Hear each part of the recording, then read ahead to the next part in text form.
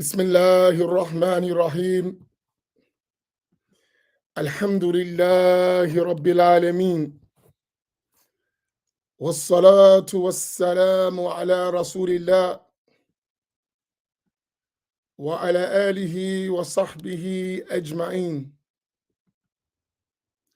اللهم علمنا ما ينفعنا وانفعنا بما علمتنا وزدنا علما. اللهم لا سهل إلا ما جعلته سهلا وأنت تجعل الحزن إذا شئت سهلا. سبحانك لا علم لنا إلا ما علمتنا إنك أنت العليم الحكيم. أسأل الله تبارك وتعالى أن يجعل نياتنا خالصة لوجه الكريم. السلام عليكم ورحمة الله تعالى وبركاته. We praise Allah Tabaraka wa Ta'ala.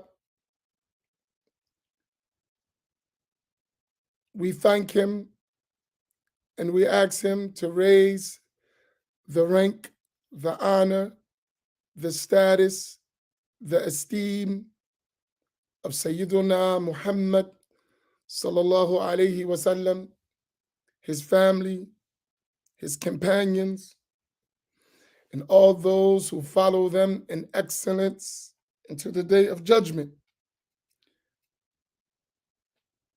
and to count us among them, in this world, in the barzakh, on the day of judgment, ultimately in Jannah, under the banner of Sayyiduna Muhammad sallallahu alayhi wa ala alihi wa sahbihi wa sallam. We welcome you all to an extremely important edition of the Black Imams Roundtable. Tonight's discussion from a practical level, I think is the most important thing we have ever discussed on the Black Imams Roundtable, my personal opinion, on the practical level, on the theological level, on the theoretical level, on the spiritual level. We may have talked about many important things, but on the actual practical level of what we need to do as a people, I believe this topic today, this is my opinion, and this is my, not even opinion, I think it's, for me, a level of absolute certainty, yaqeen, absolute yaqeen. I have a firm conviction that this subject matter, which we're going to talk about tonight, and I believe it's going to be a series of discussions, is the most important thing on the practical level we could talk about. And I'm actually thinking, I often think without the brain of the genius, I just use my own, right? That this is going to be a national tour, this conversation. So I want to coin it first before somebody try to steal it. And I don't mind if they steal it, but just give us the credit so that it can be a collective conversation and you don't hijack the ideas. That's have happened a lot. But I don't mind, use it. But just give credit where credit is due.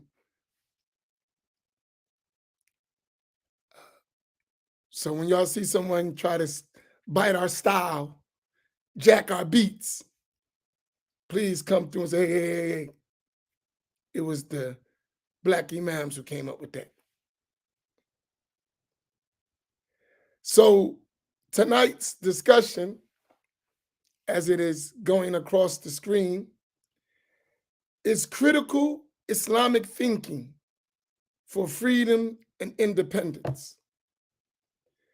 And I think for the Black Muslim community, it is extremely important that we learn how to critically think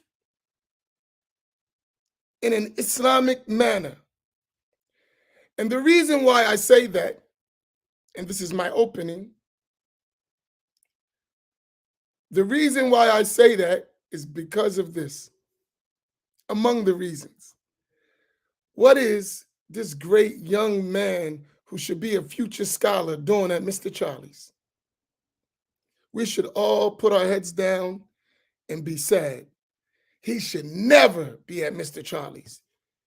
He should only be serving our communities as an independent entrepreneur who's taken care of by the community. Brother Ismail, we're going to clear that for you. We're going to get you out of Mr. Charlie's. No, seriously. Someone like him should never be at Mr. Charlie's, ever. If we do our jobs correctly, our young, bright, future students should never be at Mr. Charlie's. That should be a heartbreaker for all of us.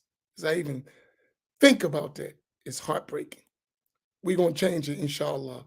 That we learn how important our youth are. And our talented youth at that, they should never be at Mr. Charlie's. If our youth got to go to Mr. Charlie's, we failed. We failed.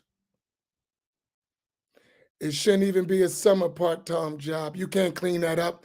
Your people have failed you. But we're going to fix it. All right, y'all see I'm starting, right? Don't worry, Ismail. Trust me, we're going to fix that. We're going to get you out of there. Inshallah. You're too talented to be at Mr. Charlie's.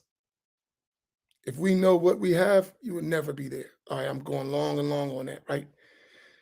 But it breaks my heart. A conversation needs to be had about that. If we were learning to do proper Islamic critical thinking, we would never let our talented youth do that. But I'll leave that alone. That's another story. Stay tuned. You can see how important this conversation is getting.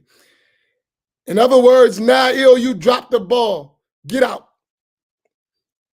Wasn't he on your watch and he working for Mr. Charlie? You dropped the ball. You can't talk all session. He got to go to Mr. Charlie's and you allow him? You dropped the ball. All right, let me move on. See how my opening just got curved? It hurts. I'm joking, but I'm serious. Yeah, you dropped the ball. But we'll talk about it later. You late. All right. You'll learn. Stick around, pal.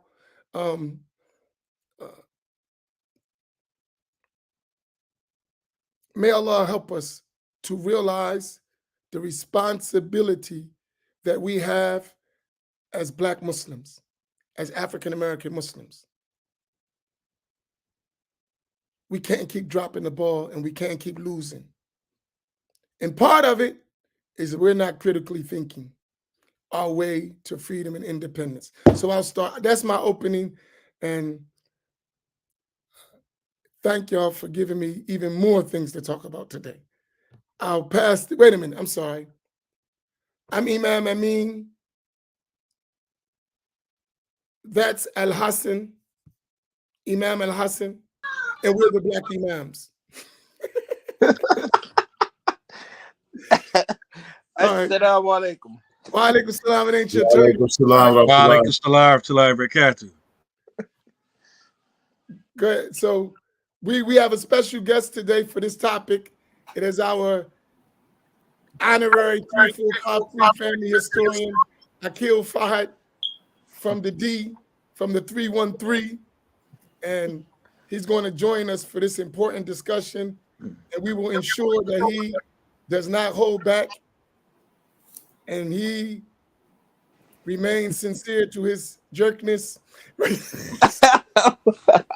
No, I'm in recovery, ma'am. Not tonight. You're coming out. You gonna have a drink. All right, go ahead. All right, we'll let everybody introduce, but the imams first, and then you, Akil.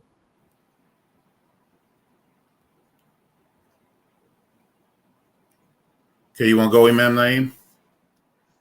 Okay, if you insist. I insist. He just sent you to the corner store. I happily insist that you go to the corner store. You know, I never go in there. You know that, right? Oh, wait. Before you get started, hold on. Hold up. This has to be starting right. Hold up. Allahu Akbar.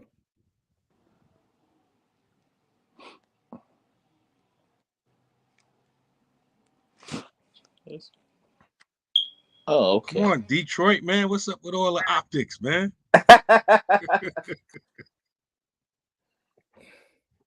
Hey man, I don't have all of the high levels of camera work you guys have. Okay, go ahead. I'm sorry. Never mind. All right. Alhamdulillah.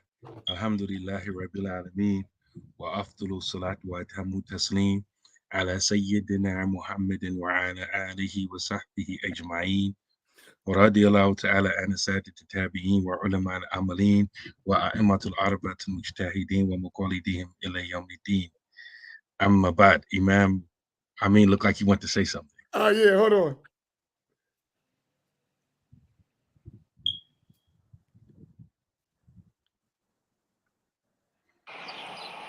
Assalamu alaikum. Welcome to Pittsburgh, where we have your corner store. The corner store. Whatever you like.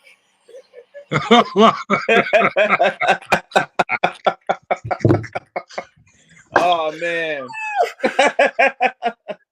Coming to a Facebook page near you. Wow. Wow. Subhanallah. All right, go ahead, man. I can't help myself. Allahu Akbar. You know, alhamdulillah, I first like to begin my introduction by mentioning Surah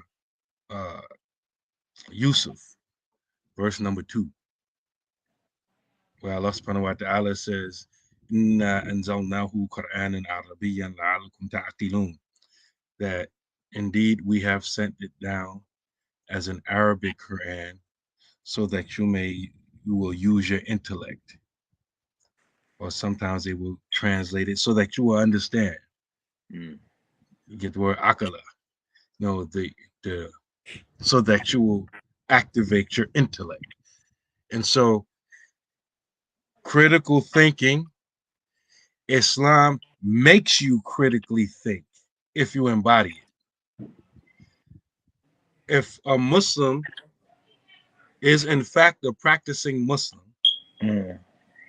the nature of the deen itself will force that practicing Muslim to be a critical thinker. If you look up critical thinking online, you get a whole bunch of definitions, but I copy and pasted 2 of them just to give some context. Disciplined thinking that is clear, rational, open-minded, and informed by evidence. Critical thinking is disciplined thinking that is clear, rational, open-minded, and informed by evidence. And also you can append to that, it includes a commitment to using reason in the formulation of our beliefs.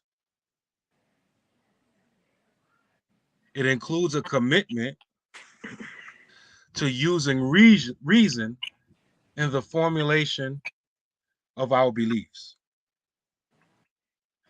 And if you, subhanAllah, if you stand back and look at most of us, you will recognize that a lot of us aren't critical thinkers. And this is indeed sad. But you need tools in order to be a critical thinker. You have to have some tools. Number one, you have to be a good listener. Most of us don't listen. How many times have many of us, for example, said something or typed something, like say a Facebook stat, and you have people comment or argue in support? Well, in fact, the thing that they're supporting, you never said or typed. But we see more of the other. You have people who will refute or argue against you based upon things that you never said or never typed. That's because they're not good listeners. And also, to be a good critical thinker, you need to have some comprehension skills. You need to be able to understand what is being said or being typed, or what information that you're given. Also, I'm just not listening. It's not exhaustive, right? But also, you have to have, as what I quoted, a level of open-mindedness. In other words, you have to be clear that your understanding of this thing may not be complete, because you may not have all of the information available to you to make a judgment. In other words, sometimes you have to be able to put your opinion on the shelf because you realize that you don't know everything you need to know in order to come to an opinion about this thing. Go ahead, man. Sorry, somebody got something chirping back there. Y'all know what that is? That's that Detroit, non-mutant, Hey, put your laptop hey, on my lap type stuff. Akil is doing. Akil, you got a alarm. You can change it. You put a battery in it. You can go to the Lacorna store and you can get one. It's not that expensive. Just go to Lacorna store in Detroit on the east side and get a battery. Baracalo Pico. Like, it's 9 volts. It got like 2 prongs on it. Alhamdulillah. So the third tool that you need to be a critical thinker, you have to be open-minded enough to realize that you may not even have all of the information you needed to come up with, to even be qualified to have an opinion or a say-so on it. And the other thing that's needed is the ability to process all of this information once you have it. I tell this story quite frequently. I'm gonna give you an example of someone not processing. Back in the day, right, when I didn't think I was a Wahhabi, but I was a default Wahhabi. And I was having a conversation with an outright Wahhabi, right? Translate. Back in the day when I was quote unquote just Muslim and the other brother was Salafi, we were having this conversation. And I had just helped the brother get his passport and stuff like that. And he was saying that he's trying to go to Saudi to study. And I was trying to discourage him from going to Saudi to study. I said, you can't find no place else to go? That's the only place you could go, Saudi? He said, that's where the truth is at. It's the only place I want to go. And so I tried to trick him into critically thinking. I know that this person didn't have any love for non-believing governments. So I said to him, at the time, Bush was the president, right? I said, what if you turned on the news today And on the news, President Bush had a press conference and said, "We love Islam. We love the Muslims. And we love Islam and Muslims so much that we're opening a chain of Islamic schools all over the country. And it's going to be tuition free so that Muslims can learn their religion properly." I said, "Would you go?" He said, "Nah, man, I wouldn't go to that." I said, "But he says he loves Islam and he loves Muslims, and he's going to offer free schooling for Muslims." He said, "Nah, I wouldn't go for that." I'm like, "Why not?" He said that because I know by the way they are actually treating Muslims in real life, bombing their countries and things like this, that's just talk. He doesn't really, he will only be trying to, undermine Islam from within. I said, okay. I said, I have another question. Of course, this is hypothetical. I'm not saying that it's real, but what if President Bush was controlling a Muslim country? They were controlling it. The Muslim country did whatever President Bush, the American government said. I ain't saying it's happening, but what if? Just hypothetical. What if? Knowing that they had control over that country, would you go to that country and go to their schools to learn Islam? And so I'm figuring, okay, I got it, right? He said, no, I see where you trying to go. Nah, I ain't gonna answer that. And if anybody knows the relationship between the West and Saudi, it's obvious, right? I mentioned that story to show how when it comes to certain things, we won't even process the information. He would not allow himself to think that thing through. He would not allow himself to look at the social political relationship between Saudi and America and apply the principles that he himself, just articulated. He stopped himself from thinking because his mind, his heart was already set on going there. And this is the same thing with so many of us. And in conclusion of my introduction, I just want to say one thing. I want to give one example. I think the epitome of critical thinking has been exercised by the scholars of this ummah. Give you one example. A lot of times we try to understand something, and because we don't have the tools of critical thinking, we don't understand that things have layers, they have depth, and there's levels to this.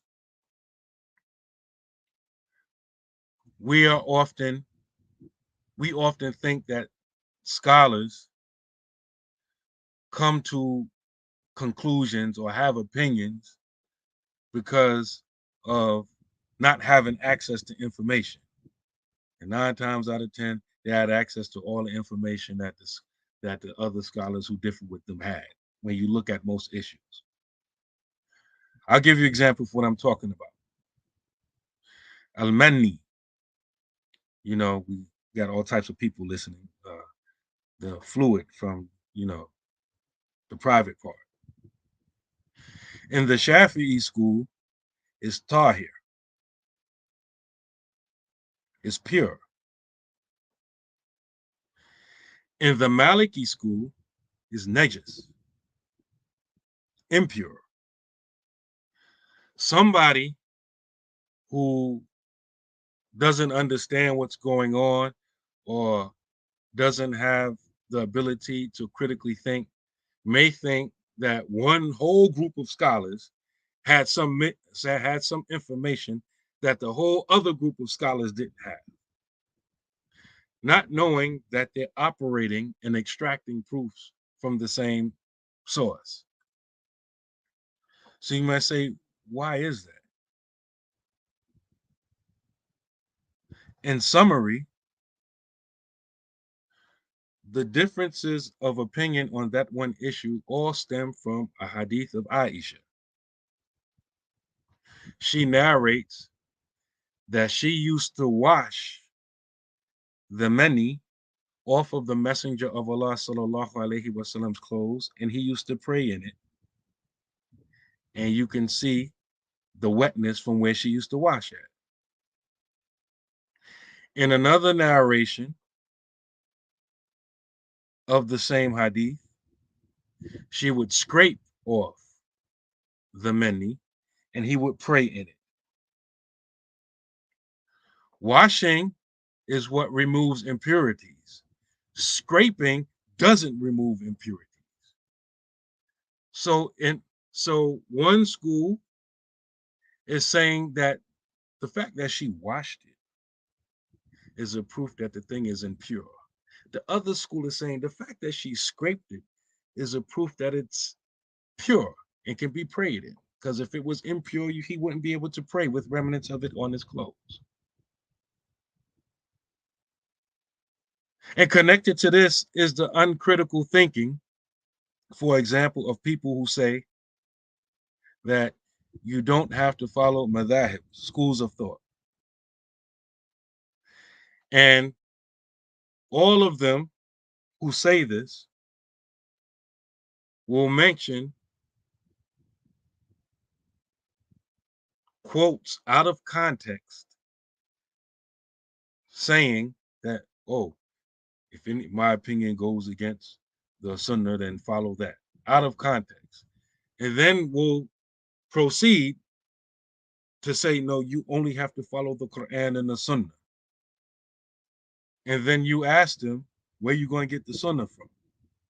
They say, well, books of hadith and scholars. And then you ask them to name the books of hadith and the scholars, and all of them will follow a madhab. And still the light won't come on. Like, you say, well, wait a minute. Bukhari, follow madhab. Muslim, follow madhab. The remainder of the scholars who collected the hadith, follow a madhab. Any other scholar you're going to mention, follow a madhab. The light didn't come on yet. You know, back in the day, they had this movie, Don't Be a Menace, while drinking the juice in the hood, something like that. Remember that? Keita and Ivy Wayans, the Wayans brothers. When people have, let me show you an example of non-critical thinking, because that school of thought, and it is a school of thought, meant to attack, it's a parasitical school of thought. It's meant to attack the other schools of thought, right? Oh, you don't got to follow a method. That school of thought is designed to make you not think. It's designed to make you not critically analyze. It's designed to make you shut your intellect down. So someone that was critically thinking, if they had the opinion that you should not follow a madhab, and then you ask them about the scholars of hadith and all of the scholars you're going to name, right? And then you point out, hey, he followed the madhab. Hey, he followed a madhab. And every other name that he's going to mention follow a madhab. You got it, Anthony, right? What should be going on in his head is message. Imam Bukhari, follow method. Message. Imam Muslim, follow method. Message. Imam Nawawi, message. Every scholar going, follow a method. Message. Right? Okay, right? Why? Because they haven't been trained to critically think. Unless they're willing to admit or to proclaim that, listen, me right now in 2023 that says you don't have to follow a madhab, I know better than all of those scholars I'm quoting from. I'm better than them. I know more than them. I understood something in this year, 1444 Hijri, that they haven't figured out. I figured it out. They didn't get it. They kind of slow. All these other imams and scholars, they're slow, but I got it. And I realized what they didn't realize, that you don't have to follow a method. That's someone that's not critically thinking. Alhamdulillah. I guess it's up to you, Imam Faheem. I think Akil is putting in the battery in the smoke detector.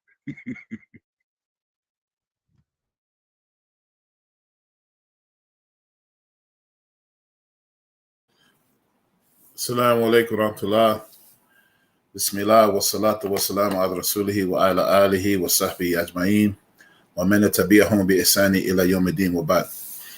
Okay, so since we're talking about the importance of critical Islamic thinking, it doesn't take too many brain cells to know what we do every week, you know. So before I begin, inshallah, I'd like to first welcome you all to tonight's broadcast. May Allah bless you in spending your evening with us.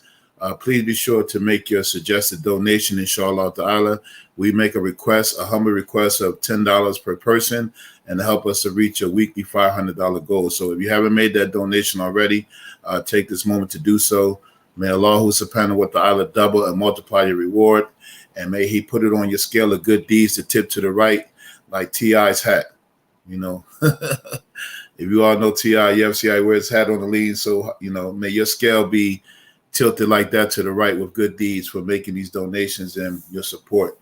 And alhamdulillah, thanks for my fellow imams and our guest who was fronting like, you know, he ain't ready to be no imam, and inshallah he's in training, but you know, he's still an intelligent brother nevertheless. Alhamdulillah, we appreciate having him on tonight as our guest, brother Akil Fahad from the east side, you know what I mean? Alhamdulillah, welcome, brother.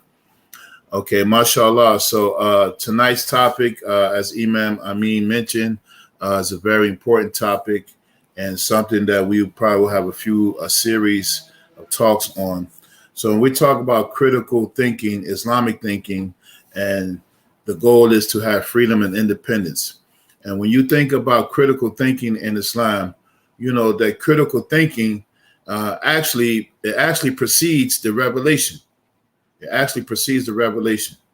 And what do we mean by that? So when the Prophet sallallahu alaihi wasallam, you know, started receiving a revelation from Angel Jibril, we should know the story. When the angel Jibril came to him and he told the Prophet sallallahu alaihi wasallam, he said to read. He said, I don't know how to read. What should I read?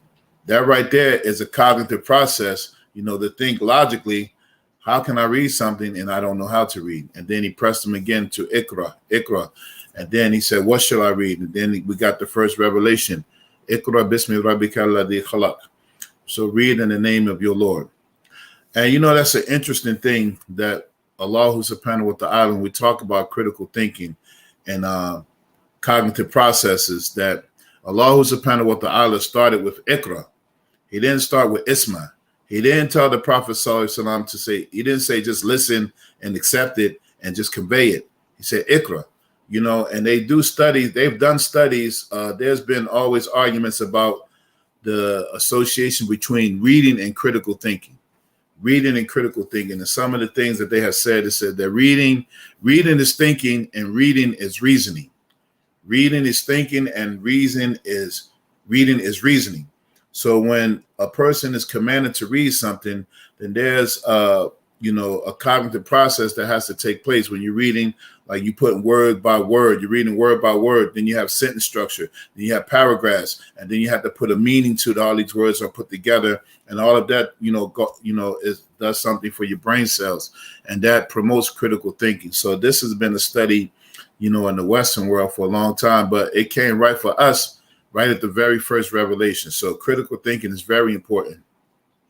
And then when Allah subhanahu wa ta'ala continues with the creation, you know, there are many concepts that are in the early part in the Meccan surahs that, you know, involve a lot of reflection and contemplation. And so I just want to take a moment to talk about these two concepts. First, you know, when we talk about the other concept that's mentioned in the Quran is ta'akul. Ta'akul is to have reasoning and to have wisdom. And so Allah subhanahu wa ta'ala says, كَذَلِكَ يُبَيِّنُ اللَّهُ لَكُمْ آيَاتِهِ لَعَلَّكُمْ تَعْقِلُونَ. So Allah does make clear to you his verses so that you may use reason, that you may use your akal. Allah subhanahu wa ta'ala created you with a phenomenal piece of machinery in the brain that they're still doing studies on how it operates. You know, how, you know, I don't know how true this is, but they say people only use 10% of the brain, how the left brain is different from the left side of the brain is they're different from the right side of the brain. And there's a thing about left brain learning and right brain learning and what kind of people it produces. People with left brain learning, they're more empirical, they're more critical. People with right brain learners, they're more artistic and all of that stuff that they've done studies on. So the brain itself that Allah subhanahu wa ta'ala has given us as a tool to use critical thinking, then he tells us, he makes the ayats, clear for us so that we can reason and we can use logic and we can process information and we can understand and we can contemplate deeply.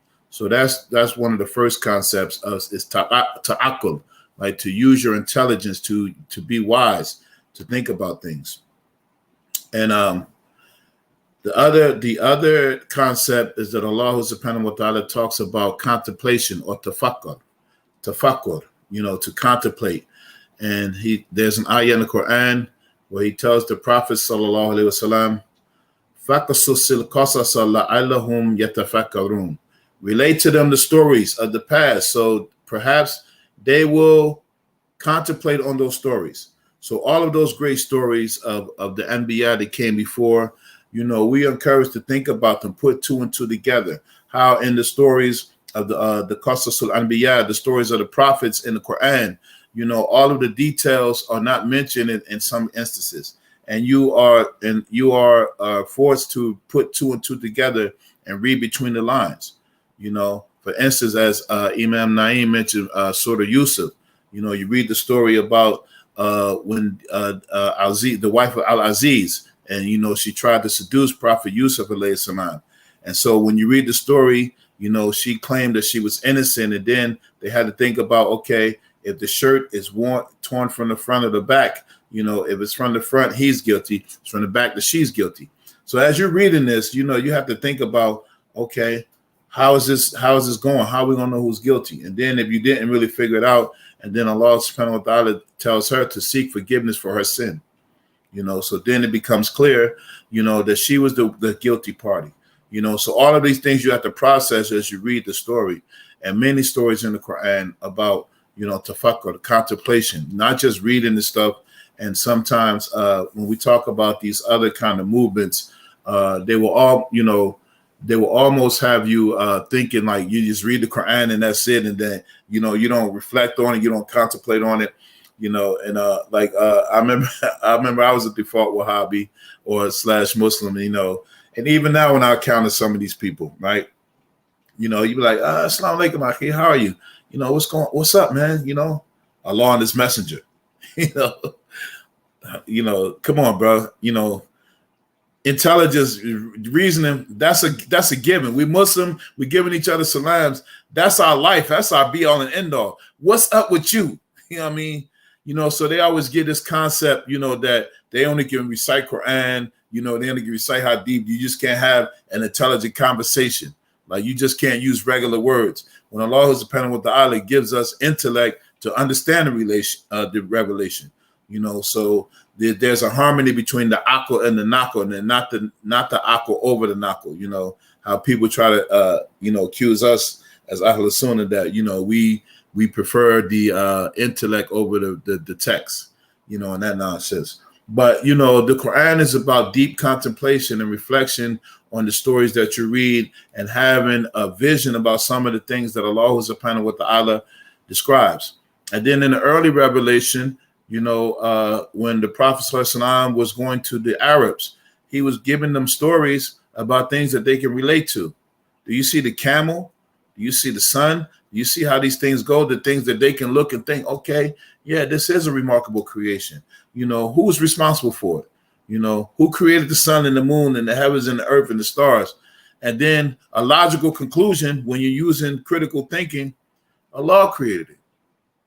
There's no way that anybody could come up with this stuff. There's no way that all of these magnificent things, these wonders in the creation, that none of these gods or these idols that we worship, there's no way they could have done these things. So there's already embedded in the revelation to use critical thinking. The many stories that we can, come across that you can think of right now, like we should be right now as Muslims thinking of scanning our minds of the stories in the Quran about these, these stories that make us think about, you know, how Allah subhanahu wa ta'ala has given us this gift to be able to critically think. And then the next concept is reflection. So Allah subhanahu wa ta'ala tells us in the Quran, asks us a question, in English we call it a rhetorical question. أَفَلَا يَتَدَبَّرُونَ الْقُرْآنَ. Do they not ponder? Do they not reflect on the Quran? And if they do reflect on the Quran, وَلَوْ كَانَ مِنْ عِنْدِ غَيْرِ اللَّهِ لَوَجَدُوا فِيهِ اخْتِلَافًا كَثِيرًا. Had it been from other than Allah, you would have found it in many discrepancies. You would find in many contradictions or things like that. So Allah subhanahu wa ta'ala is already indicating in us, think about the Quran. Think about the consistency of it. Think about the pros of it. Think about the things that are revealed in it and that, you know, that no one can, match. Think about the challenge that Allah subhanahu wa ta'ala gives to the people.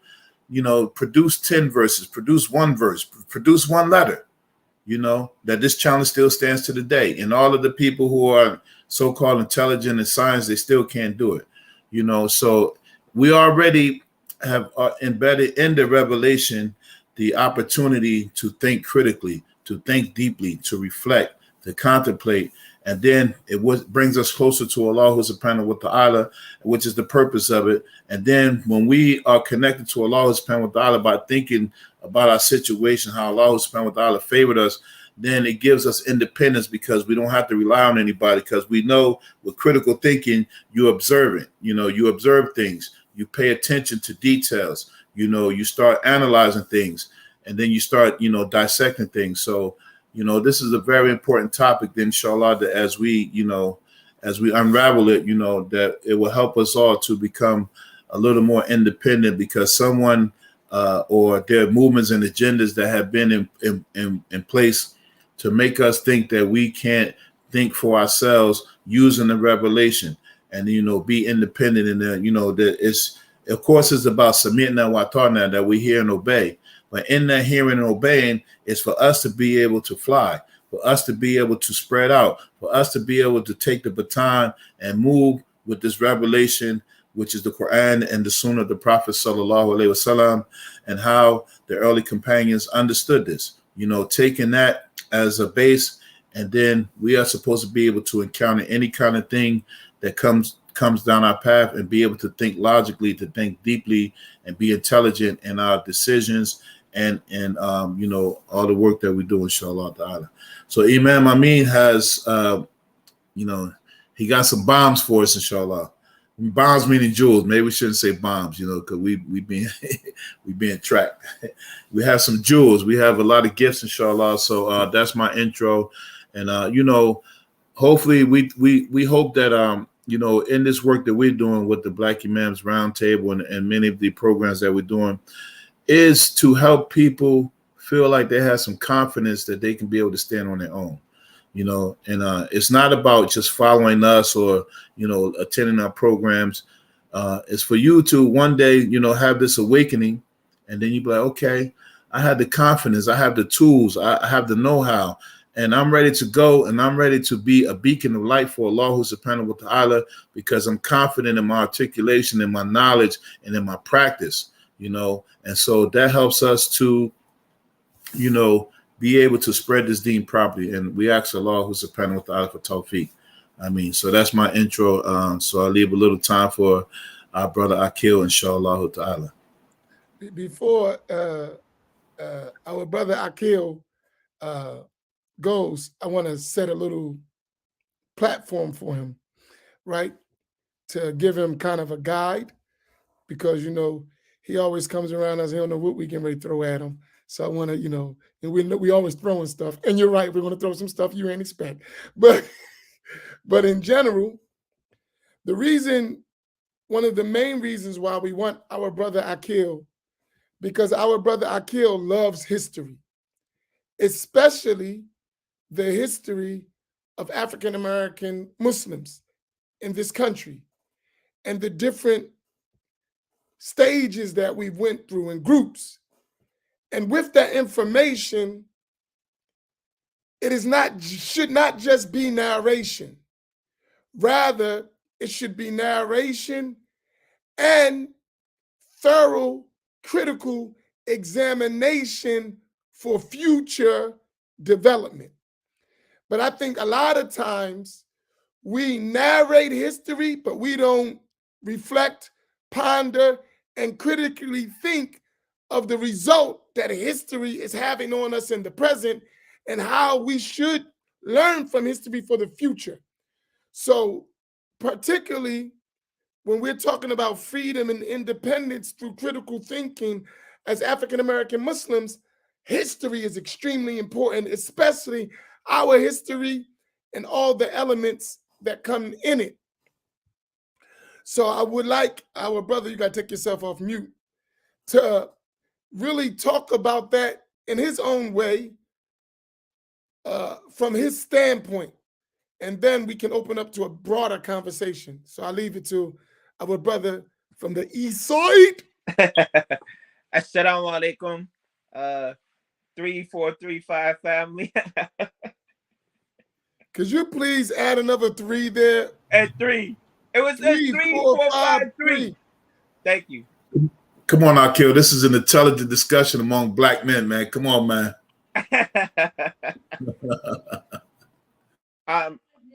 I'm nervous.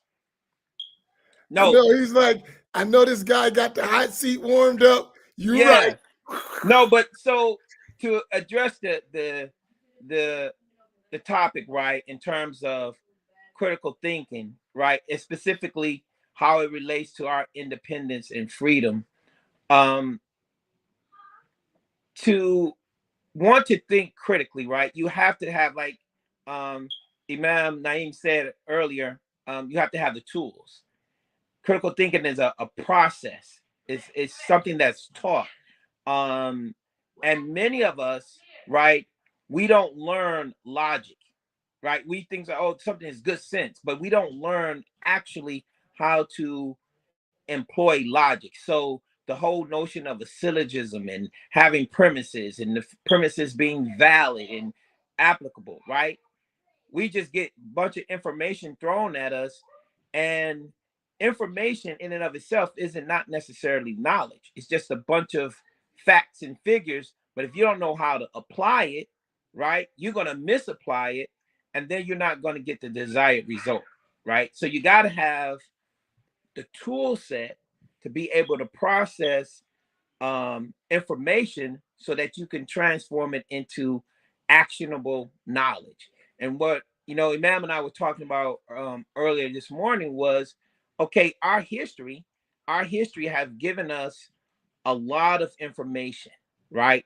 But we don't necessarily translate that information into knowledge that we then pass on generationally like others do, right? So I don't want to make a whole long thing, but that was just basically my intro into it, is that, listen, let's take this knowledge, right? This information that we have from our history, and let's transform it into actionable knowledge. But you got to think critically.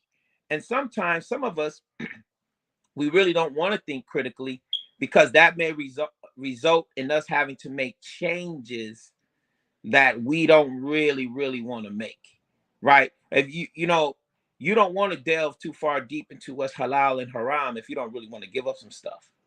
So you just, hey, what I'm doing now is cool. I don't know no different, and you don't, I don't want to know any different. So you don't take those next steps to really truly learn, right? Because you don't want to give up something that you might be doing that might be iffy, right? So you don't want to learn that it's really forbidden, and that's just like a microcosm of what goes on within our communities.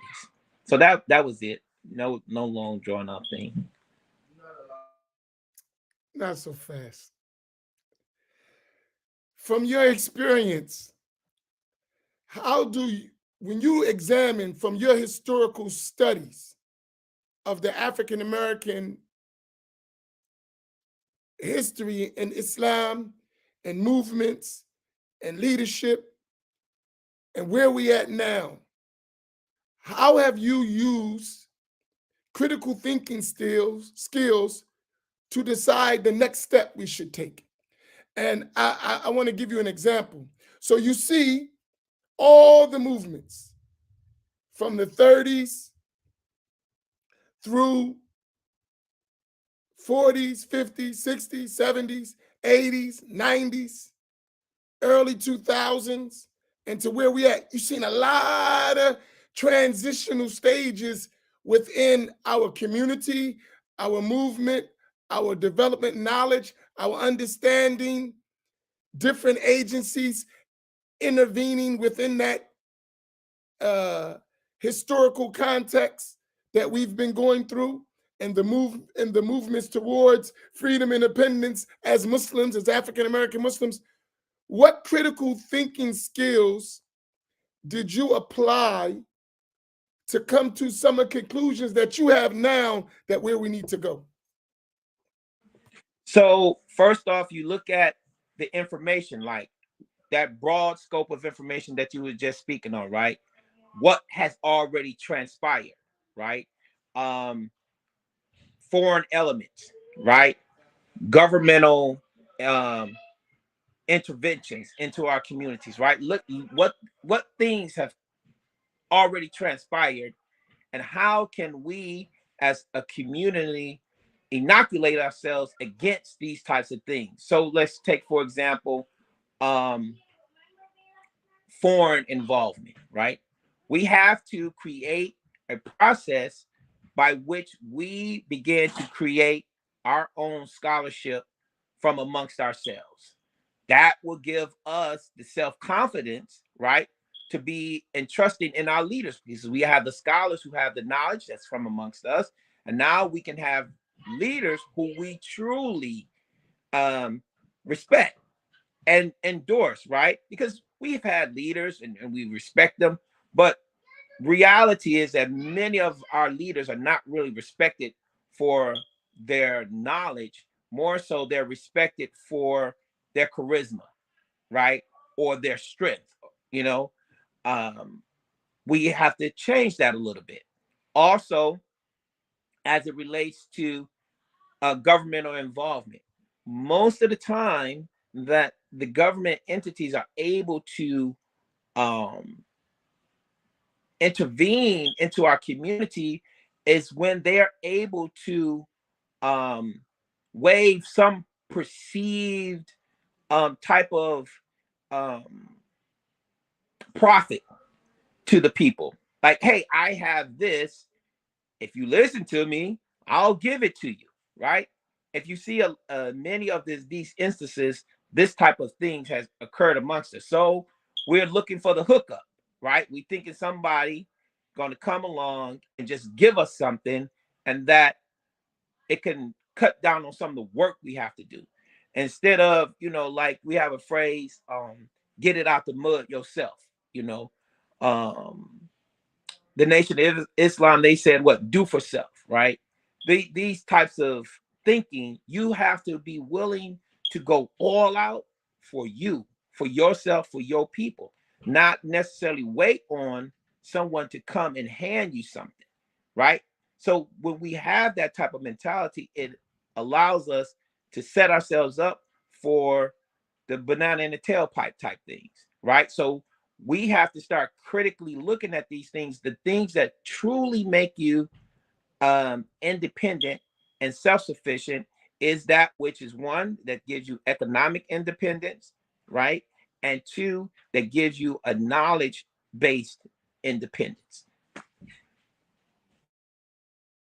I want to, before I add on, I want to try to guide this a little bit because I want to narrow on something.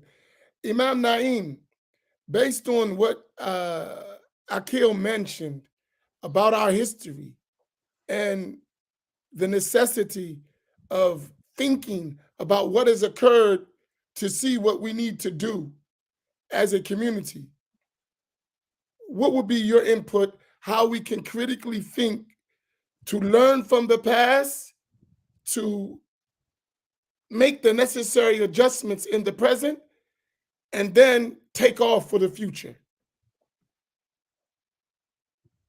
One thing, Akil Fahad, he just mentioned in passing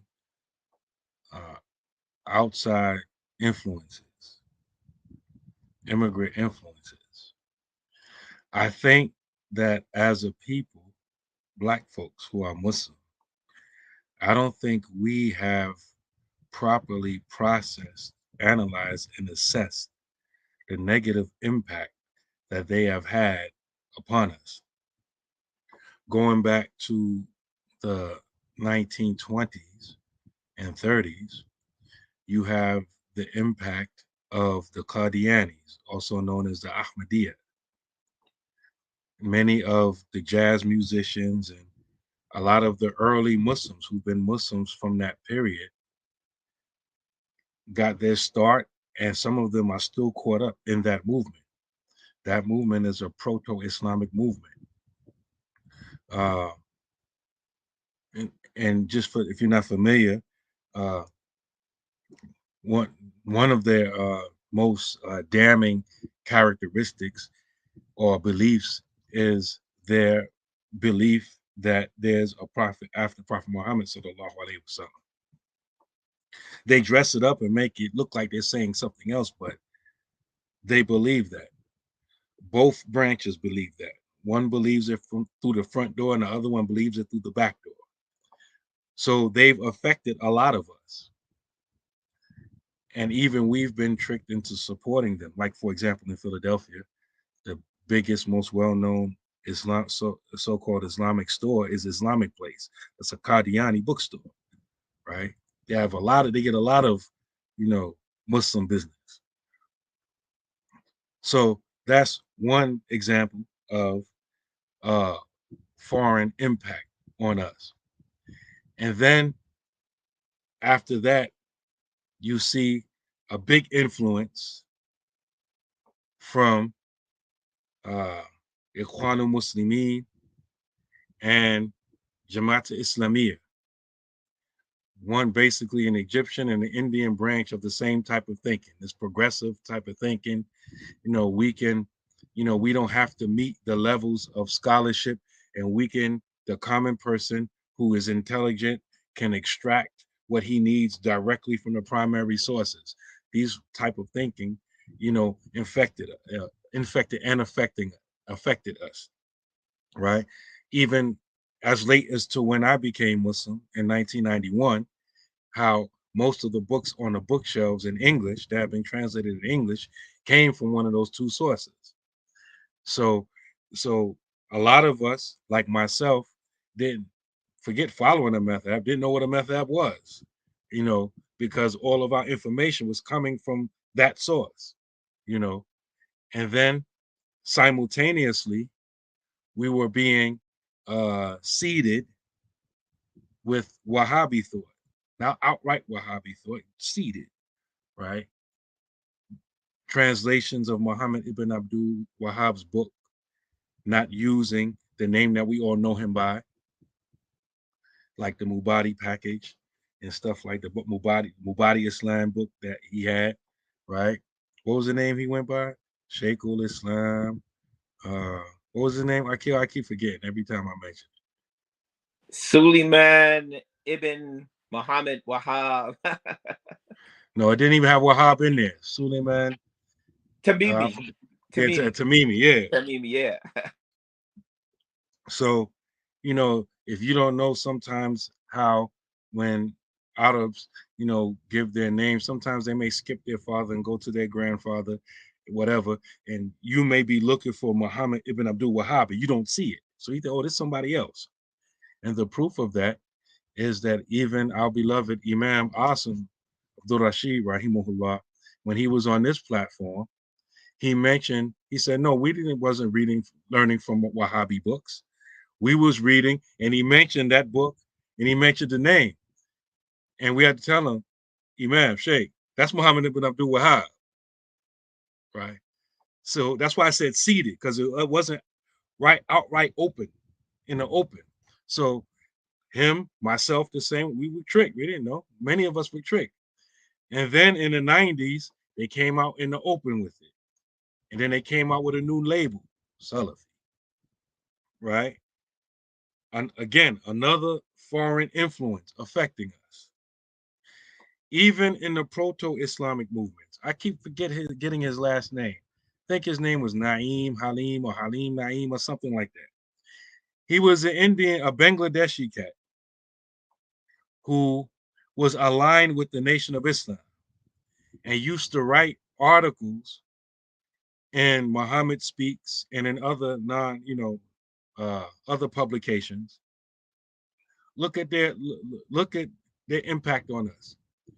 When Malcolm got kicked out of the nation, became Ahlul Sunnah, and started openly talking against Elijah Muhammad, this dude Naeem would write in the papers that what Elijah Muhammad has is true Islam and Malcolm X is a liar.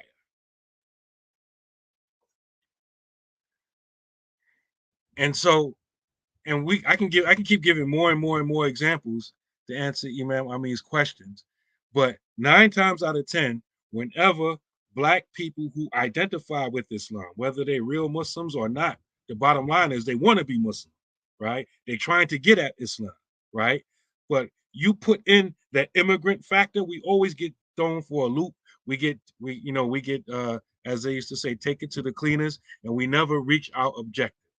So now, even as Ahlul Sunnah, right, and we know exactly what we're looking for, that we get priced out of inclusion. We can't afford to be included in Ahlul Sunnah wal Jama'ah, right? We can't afford to learn Islam properly.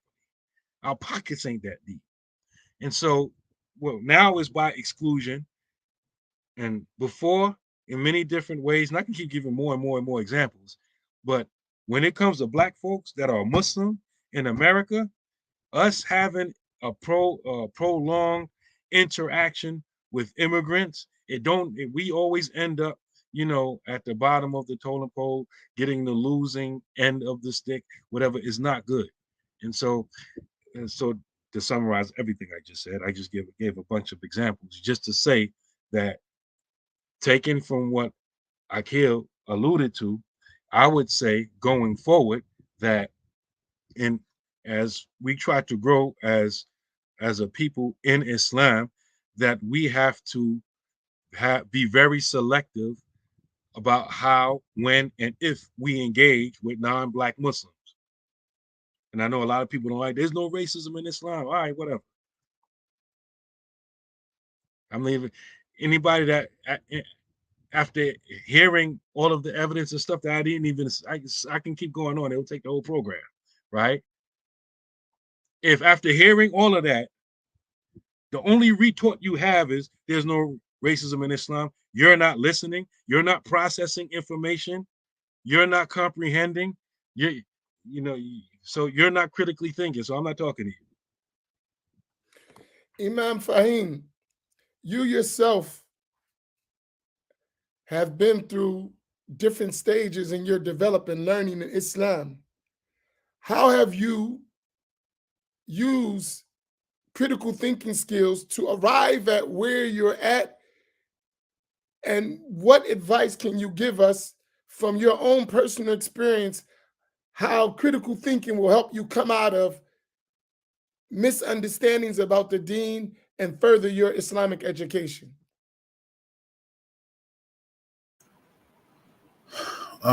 Well, first, I wish I could say this in current times, but I can say for me, and prior to the era that we are with the school, public school was good to us, man, because I learned critical thinking skills in the 6th grade.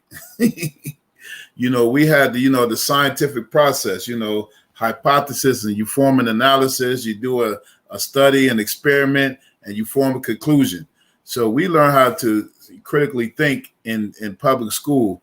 And we had teachers that would ask us questions and give us an alternative view and what's your view on it, and help us to formulate our sentences and how to look at opposing views. So I already had critical thinking skills for myself just from school. And just that old Black folk wisdom, which is equivalent to now what we say all the time, man, you listen to what they say, but watch them, and that's the equivalent to, when we say you got to watch them jokers, and you learn that in the streets, man. You got to watch people, you got to observe, you got to analyze, you got to critique, you got to pay attention to detail.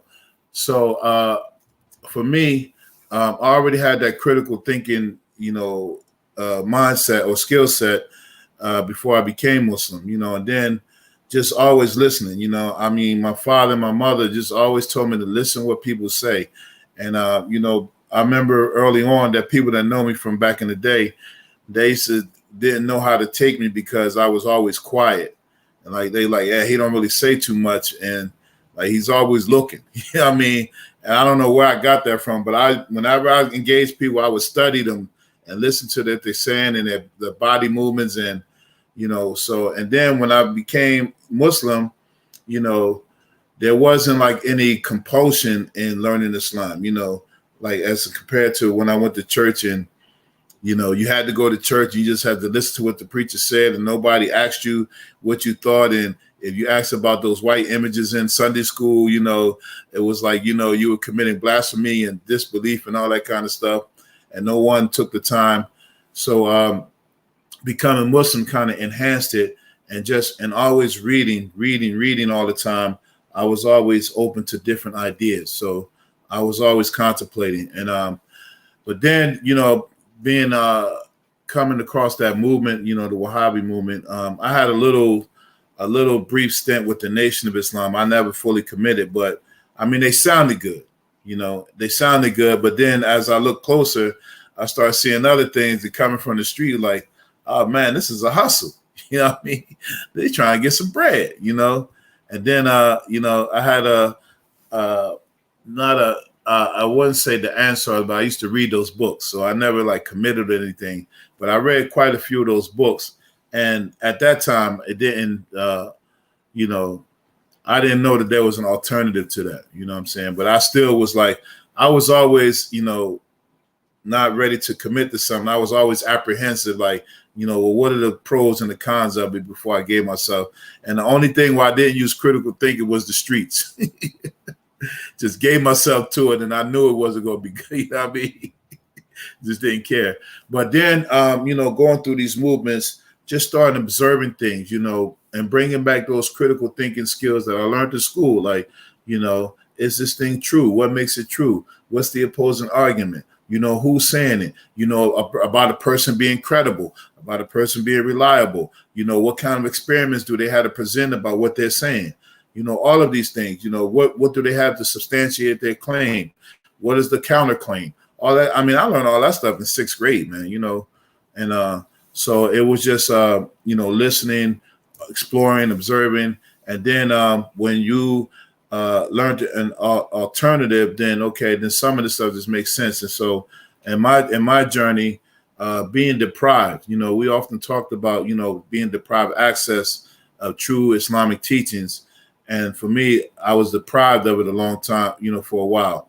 And then until I started opening up, and then, other things just started making sense, and this whole thing about how Islam already appeals to the rational mind, as opposed to following a movement. It was like, you just got to follow, you just got to believe. And, wait a minute, I need to think this out. This has to make sense to me. And then reading stories about when Ali ibn Abi Talib, radiallahu anhu wa karramallahu wajhahu, when he was a little boy, and he thought about, he didn't have to think about going to his parents to see if he could accept Islam. He thought on his own, like, I don't need to go to them. This makes sense to me, And so reading the stories like that and going between the lines and already knowing how to think a little bit, it's just like, okay, now I'm getting exposed to this other stuff. And, from the streets, you got to learn to think on your feet fast, because your first mistake could be your last one. Your first mistake in the street could potentially be your last one. So you have to learn, and you have to learn early. And then being in jail, I think, expose you to all types of personalities and all types of mindsets. So you take a little bit from each one, you know what I'm saying? And for me, it just helped just putting all this together, but having the centerpiece of the Quran. One thing, real quick, there was one time a couple people that I used to teach, and that were in different movements. One of the things that they said, as we talk about the Quran being a revelation and embedded in, the critical thinking embedded in the Quran, they said that in these movements that they were in, they never learned how to read the Quran. They never learn how to read the Quran. And then when you put all this stuff together, we have Umar ibn al-Khattab radiallahu anhu saying, to learn the Arabic language because it increases the intelligence, reading the Quran and all these things. So all of this stuff putting together just kind of helped me along in my journey, you know what I mean? So, and then I started from experience, life gives you experience. So once you experience something, then what you're familiar with something when you see something else.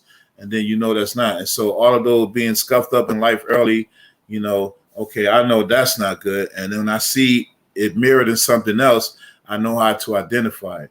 And to be blunt, when in the Wahhabi movement, I started seeing more nigger behavior than actual knowledge.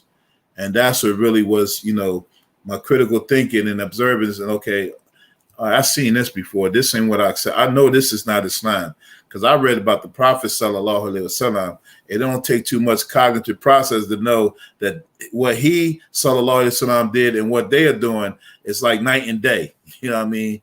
So, and then just having people who in your corner who help you to develop your critical skills. And I had to give a quick shout to my sheikh and my teacher, Imam Mujahid Salam, Abdul Salam, that he never really burdened us with trying to follow a certain way. He gave us freedom to think and to ask questions. And he entertained our questions and, let us make mistakes and all of that stuff. So that was all part of my journey. And I've been fortunate to, have those kind of people around. But, critical thinking skills, man, public school been good to me, man. Mashallah. I hope that answered the question. Yeah. So I want to try to move to a point where we start really evaluating things. So when I was thinking about this, I realized a lot of the things that we're confronted with as African-American Muslims, we could easily get around if we had several things in place. The first is access to information, number one. And when I say access to information about Islam and its people, and I keep putting this out there, trying to make us think globally and historically. When we're talking about Islam, it is a global discussion. If you detach Islam from its place in the world, in global society, you're going to misunderstand the deen. You cannot disconnect the two. Islam is a global way of life, which means Islam is practiced all over the globe. And in order to see what it looks like, you need to take a full turn around the world to examine what's going on from one aspect. The other aspect, Islam historically has been practiced for 15 centuries. That's a lot of information. 15 centuries. And most of the time we speak about Islam, we speak it in a context that doesn't encompass 1 century, let alone 15. Really, and definitely not globally. We only speak of it in the context of a very small, localized understanding. So in that regard, because we don't have that access, most of us, we can't evaluate information and practices that come to us properly because there's not a context of global and historical knowledge to weigh it in.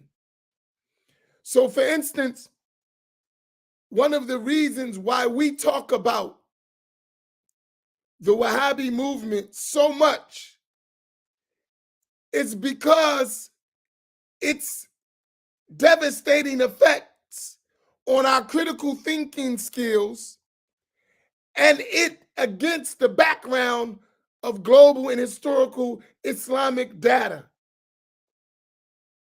When you put those two things together, you'll understand how dangerous it is to us and its effects. But you have to see it against that global and historical backdrop, right? And us as a people. So when I want to talk about that, how has that movement affected us in a negative way?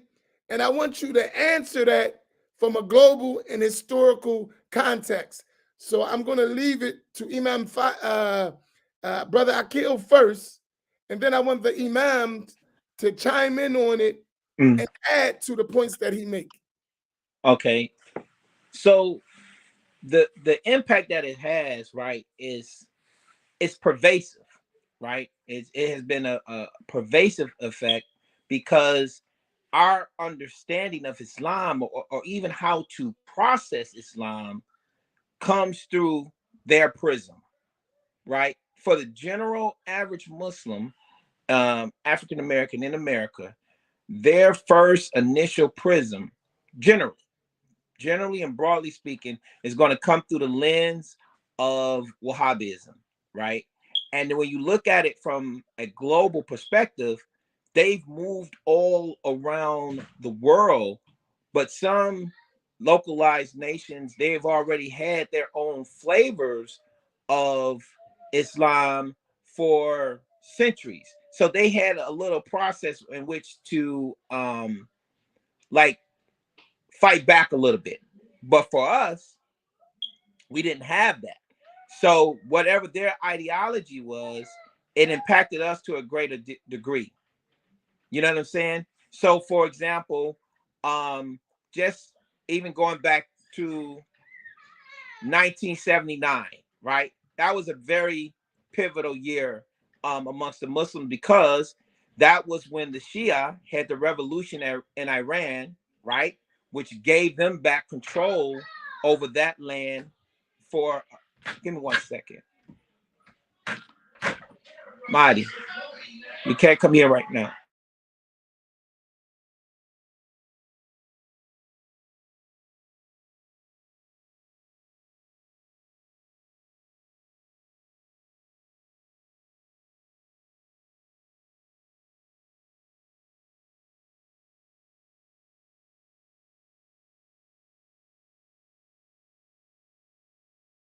One of y'all want to pick up until he comes back?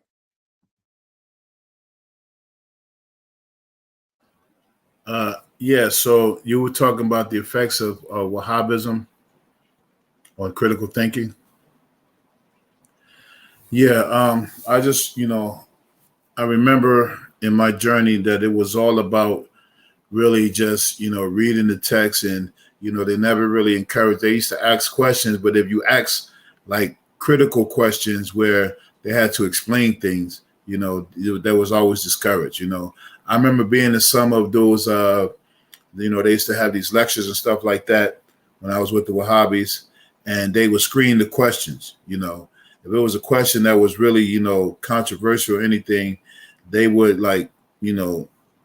take the question out.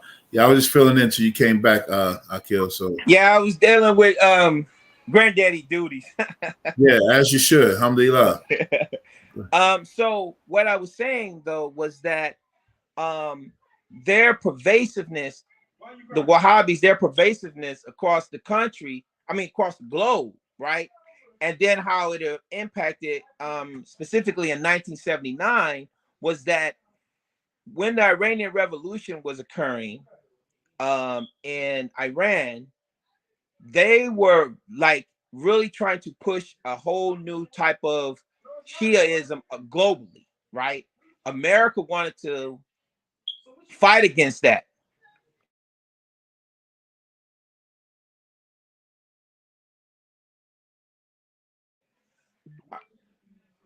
Okay, so the America wanting to put up a defense against Shiism spreading, they fully endorsed and supported the Wahhabis, right? And they helped bring the Wahhabis to Afghanistan, right? By first they were supporting the Mujahideen, and then they were originally from Afghanistan, but then it was the Americans who facilitated the Saudis going over to um, uh, Afghanistan and fighting the Russians. Why? Because they wanted to stop communism. And see, if you don't understand that, if you don't know how America's need to fight communism has impacted us as a people, right? If you don't look at it from a global perspective, you're going to miss that. You're going to miss how them wanting to get funding for the Sandinistas to fight communism in South America helped to flood drugs in our inner cities, right? All of that is tied together. But if you don't look globally and you just think it's going back to when the Khawarij, left Ibn Ali Talib back in the first century of Islam, if you go back to that and you don't look at globally what's going on now, you're going to miss how those impacts are impacting us. And it may seem like it's all like over the place, but in actuality, it isn't. It's very targeted, right? And America wanting to control how we as African Americans viewed Islam, and to the degree that Islam would have us to be active, right? And what it did was it made the African American Muslims not be so involved in the civic life of what was going on in America, but rather just focusing on old arguments within Islam, not even focusing on accurate creed. We was getting this battle creed that misguided us even more, but even with that, it was still codifying us, making us be like docile, right? Like El Haj Malik said, you still getting the pain, but now you got the Novocaine to tell you you are right. So you just sit there and take it. And that's what it was for us. It became more like religious dope, right? Not nothing that's going to energize us, motivate us to become independent, right? And free. It just further pushed us into being subservient just to a different set of masters.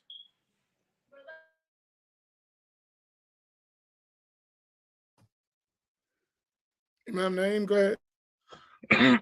The effects that it has, that this pervasive Wahhabism has had upon us.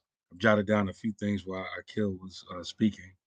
Number one, the first thing that I written down, and I think I wrote it down first because I started writing when he was talking about the revolution in Iran, is that Wahhabism tricked us into not having any reverence and love for the family of the Prophet sallallahu alaihi wasallam, Ahlul Bayt. That's one of the things.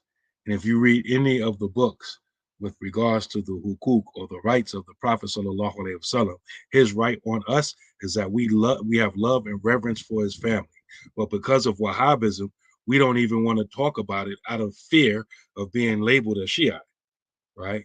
So that's one thing. And most of us in our mind, we don't know anything about the family of the Prophet, and we have subconsciously, even if not on a conscious level, just subconsciously stayed away from it, because that's some Shiite stuff. And the internet doesn't help that, because if you type in family of the Prophet, Google, you're going to get nothing but a whole bunch of Shiite websites pop up at first. So that's what Wahhabism has done. Number two, Wahhabism has caused us to rebel against the proper Islamic creed, which was codified into two schools, the Asharis and the Maturidis, right? So because of Wahhabism, forget, most people argue against the label And the reason why they argue against the label, because they never heard of it. And the well has already been poisoned. The drink has already been spiked by the Wahhabis. So you hear the name Ashari and Maturidi, automatically something negative. That was done by the Wahhabis. Meanwhile, globally and historically, the vast majority of the Ummah was Asharis and Maturidis. And that's how the scholars define what is Ahlus Sunnah wal Jama'ah in terms of belief. But because of us, we living in this test tube called America that has had drops, nothing of Wahhabism put in it, we think that's un-Islamic. Whereas the whole Muslim world is Ashari and Maturidi for the most part, except for them and us in a little test tube, right? And so that's the second thing.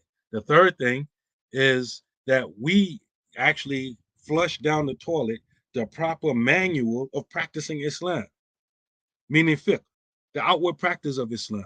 What's pure? What's not pure? How do you pray? How do you get married? How do you do this? How do you buy? How do you sell? All of that is called fiqh. And it's all been organized and codified into schools of thought called madhabs. They said, no, flesh, that's trash. You don't need to follow no madhab, right? So most of us think, even if we're not outright against or adverse to madhabs, 1 degree, little less worse than that, we think like it's an option. Like, I could follow a madhab, that's okay. But no, I just follow Quran and Sunnah, right? We like it's like one of the two, like an option. We don't even, as Akil said, we look at this thing through the prism of Wahhabism. We don't even realize it. We're looking at Islam with Wahhabi glasses on, right? And so we threw away the madhabs, right? And then number 4, we've gutted the deen of spirituality. We've gutted it. You know how you get a house and it's a fixer-upper, so you just gut the whole thing. You take out all the old pipes, all the old wiring, all the walls, everything. You just gut it. You have a shell. That's what we have of Islam. No spirituality in it, because they said Sufism was bad. They told you that certain things that the Prophet ﷺ did and taught others to do is innovation, is kufr, is bid'ah, and is shirk, right? And so we don't have no tasawwuf in the deen, no spirituality at all whatsoever. It's gone, right? Sufi, right? So if you say tasawwuf or Sufism, automatically, because they're so pervasive, as Akil said, automatically you think someone is a Sufi, you think they're worshiping someone in the grave, or they're doing something that's un-Islamic. The reason why you automatically think something negative about a word that you haven't even looked up the definition to is because the Wahhabis have poisoned your mind already. It's pervasive. So by the time somebody even introduces the concept to you formally, you've already been trained against it, right?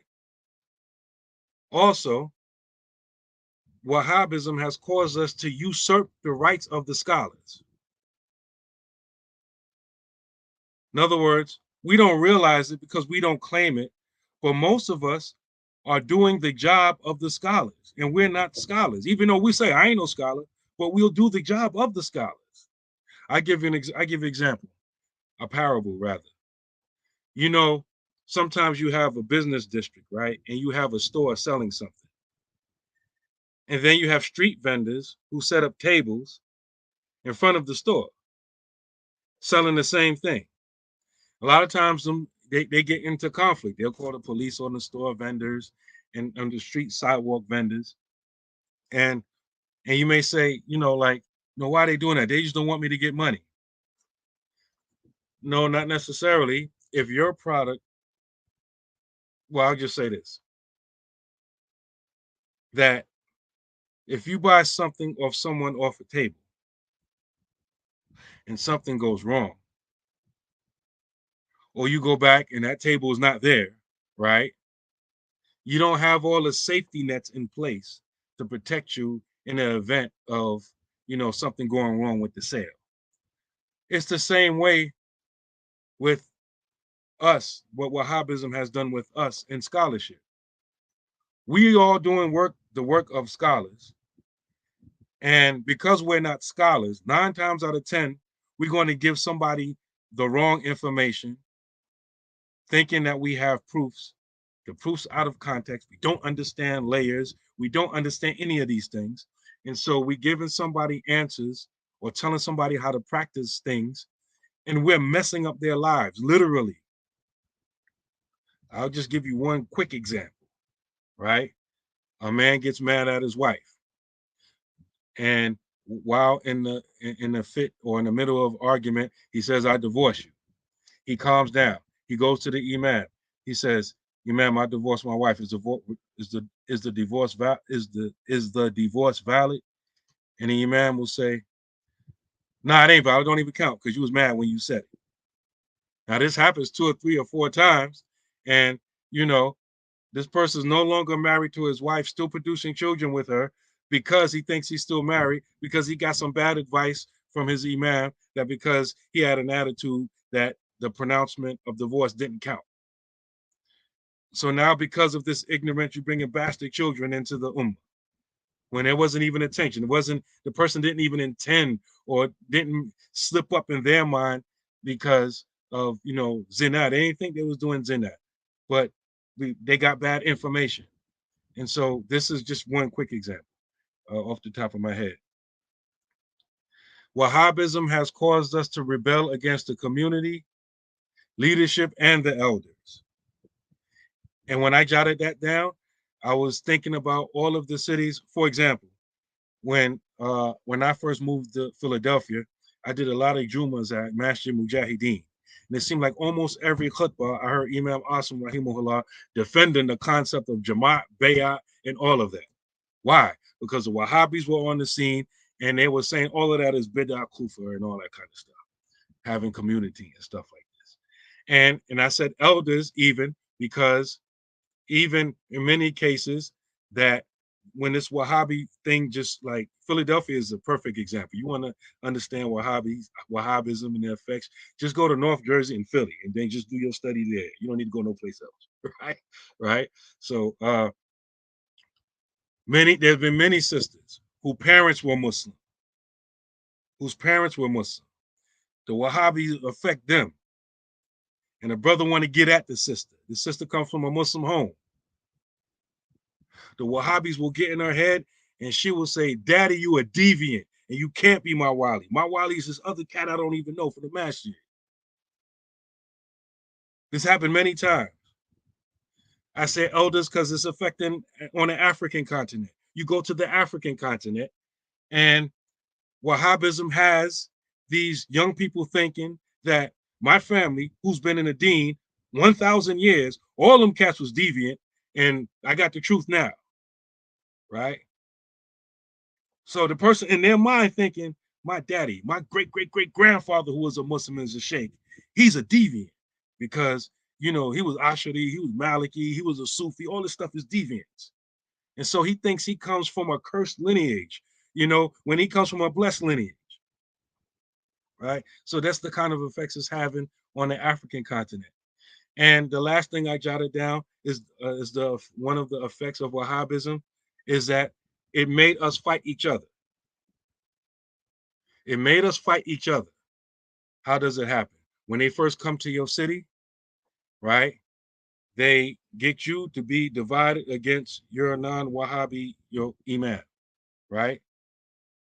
And once they get set up and they get enough followers by messing your head up and getting you to flip and turn against your own leadership, and they get amongst themselves, then they start fighting each other.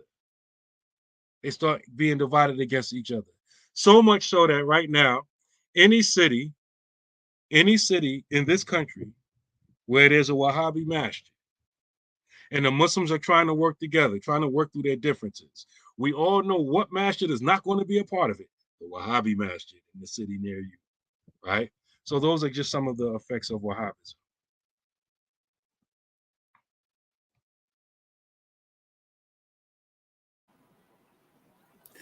Yeah, you had something, Imam Amin?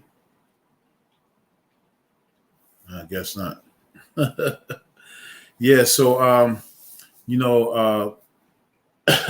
one of the things that that Imam Amin often mentions is that, you know, being denied access, and being here on the East Coast where, you know, this Wahhabi doctrine is like really saturated.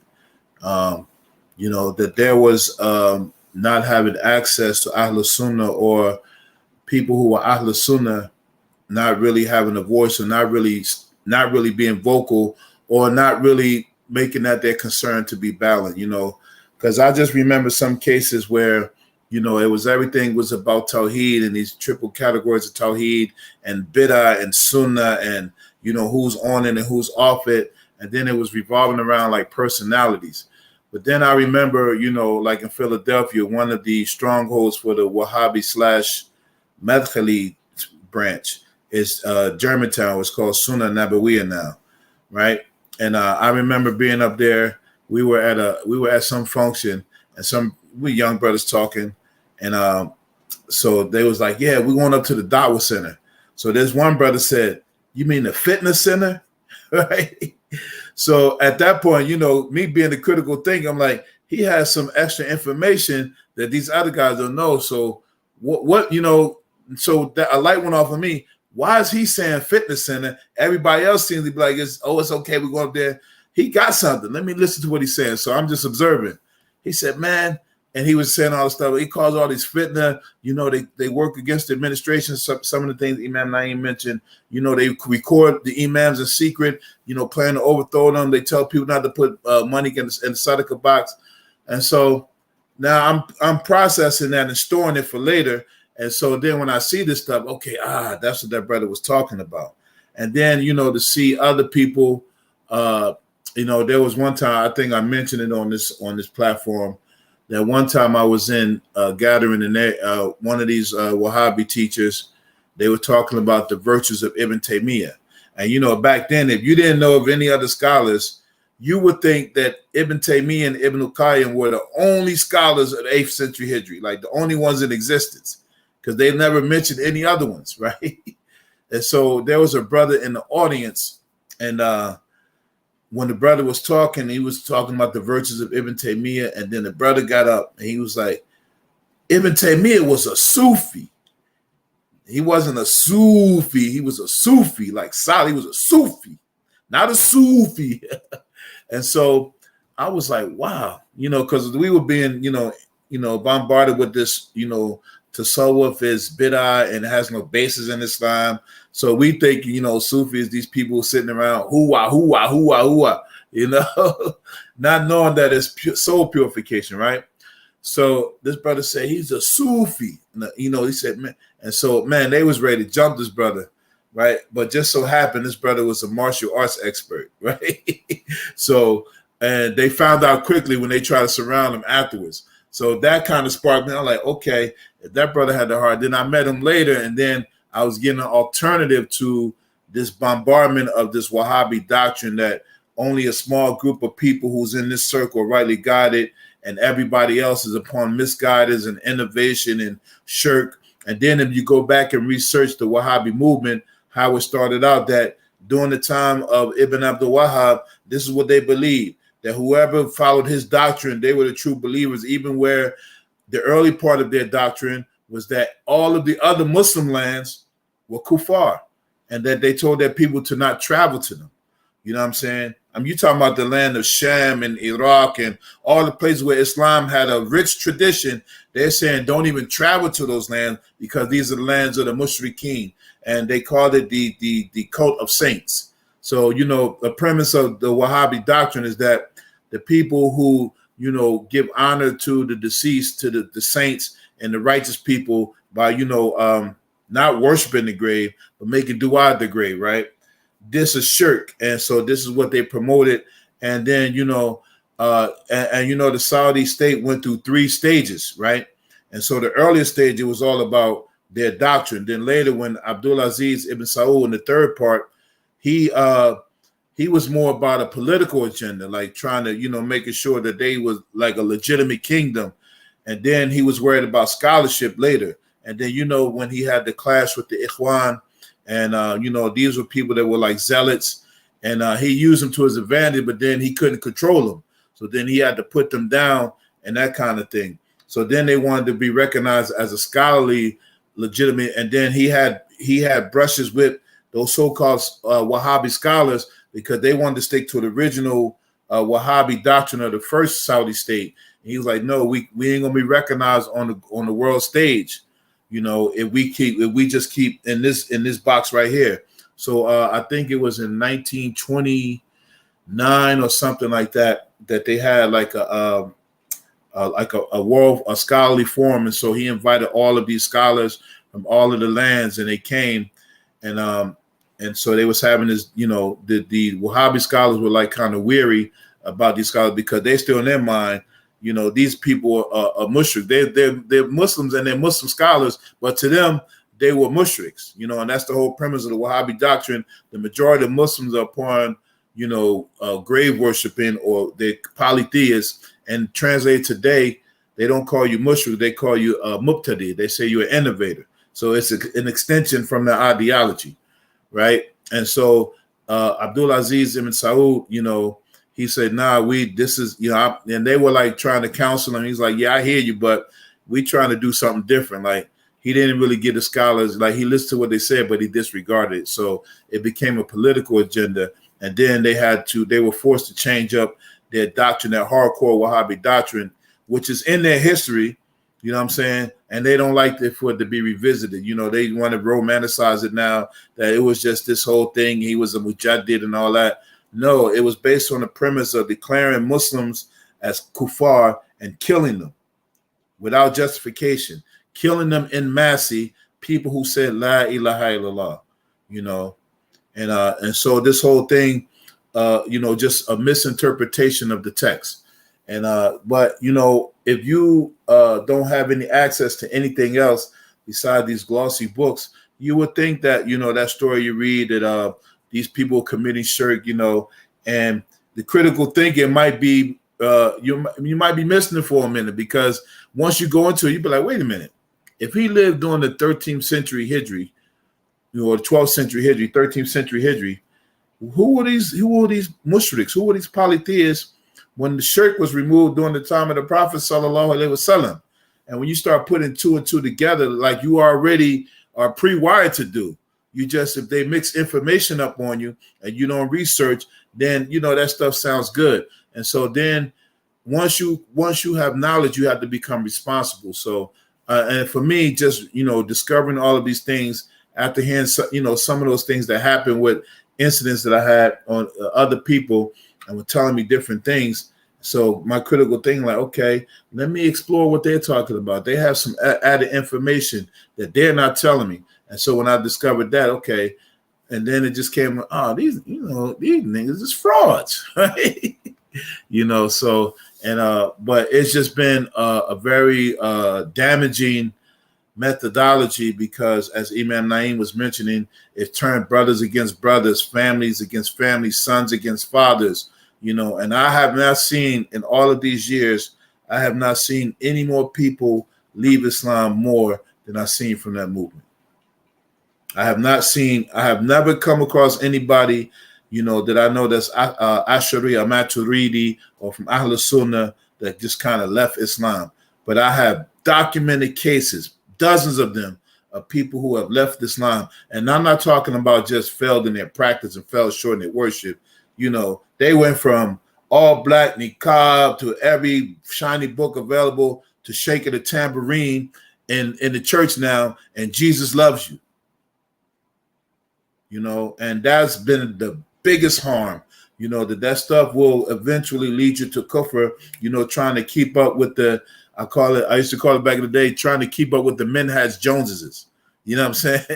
Trying to find out who's on it, who's off it. And all of this stuff has no bearing on your spiritual development or even traditional knowledge. So it's been harmful. And I don't know if you had anything, Imam Amin, but there was a question on here I wanted to. Go ahead. Take the question. I'll put which one? The one from what year did the Wahhabis get a stronghold on the East Coast? Okay, I'll put it up. You want to jump on it? I'll let you go first, then I'll answer. But because my answer going to shock people.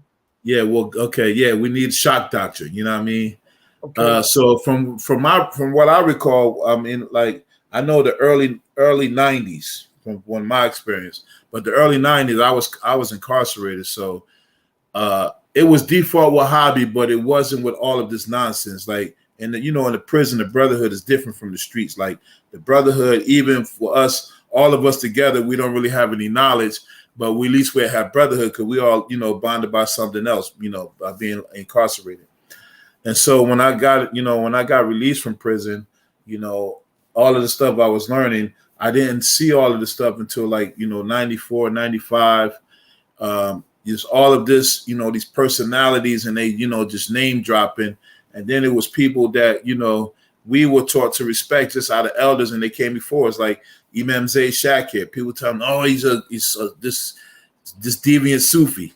Wait a minute. I just listened to a whole bunch of lectures that he had on VCR tapes, and he was dropping bombs. Like my intellect told me, I knew what I heard, and I knew it made sense to me. Now you telling me that I can't take it? Okay, that's a strike. Imam Siraj Wahab, somebody that was very relatable, to the world. Oh, don't listen to him. He's an innovator, this, that, and the other.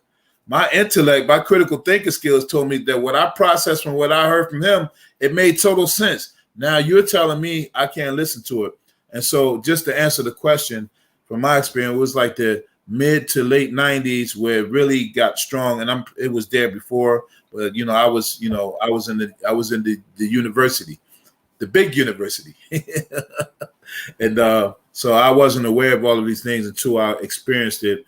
And then it became all of this, just isolating people and just all this division and arguing and, refuting and all of this stuff. And then with the advent of the internet around the late 90s, the World Wide Web starting to take off, people writing all of these refutations and then all of this. And then when you start putting it all together, you see how these extreme ideologies, they come from somewhere. We're the only ones who are upon right guidance. Everyone else is wrong. And if you don't know the history of it, then you won't know that was exactly Wahhabi doctrine, and then mixed with if you study the early history of the Saudi state, how it developed, it came mixed up with the reform movement that came out of Egypt.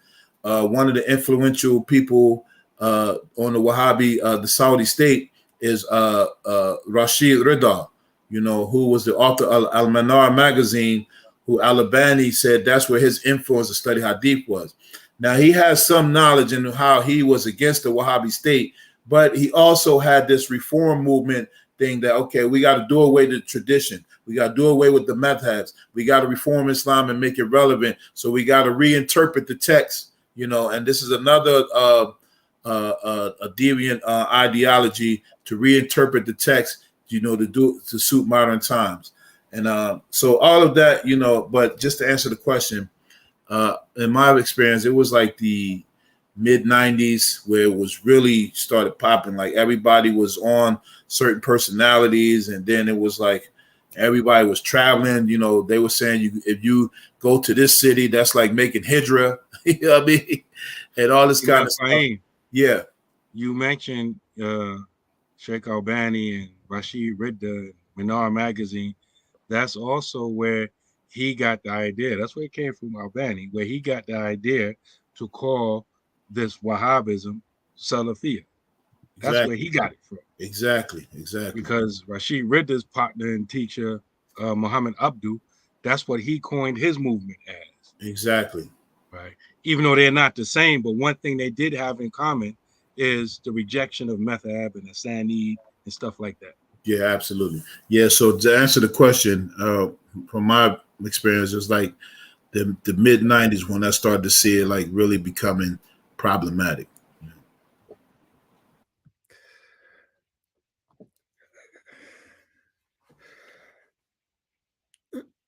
Fine, you want to be the jerk or me? Which one? Akil, you on speaker, you on mute. No, go ahead, Imam. In order to answer that question, what year did the Wahhabis get a stronghold on the East Coast? We should use our critical thinking skills and reverse the question. When have they not had a stronghold on the country, let alone the East Coast? We should reverse it. When have the Wahhabis not had a strong hold on the country, let alone the East Coast? Can we put that on mute, inshallah? So I'm gonna reverse that question. And the answer is they've always had a strong hold on our Islamic understanding because they preceded us with our government in destroying traditional Islam around the world. They preceded our development into Sunni Islam with the American government in destroying Islam around the world. With that context, I want to make an analogy for you because I want you to, when we say in critical thinking,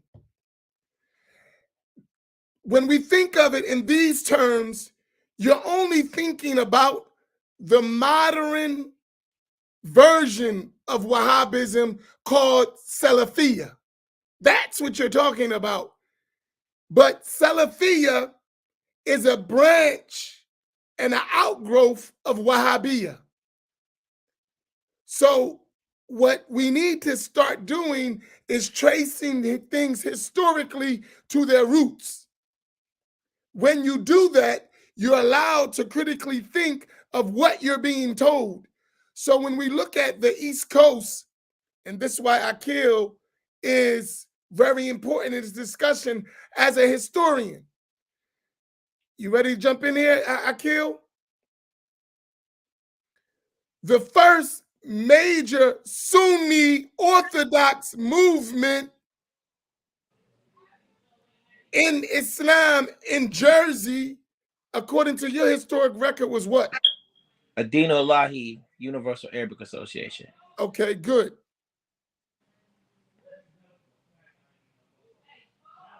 Yeah.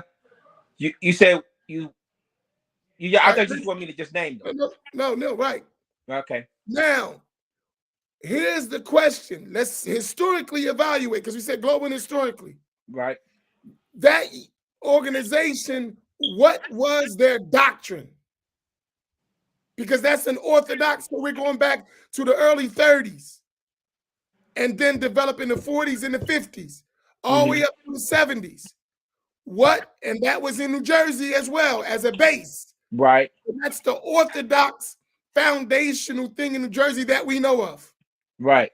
And when we talk about history, always talk it in the context of as we know, because there are always things you're not aware of. And that's what research will do for you.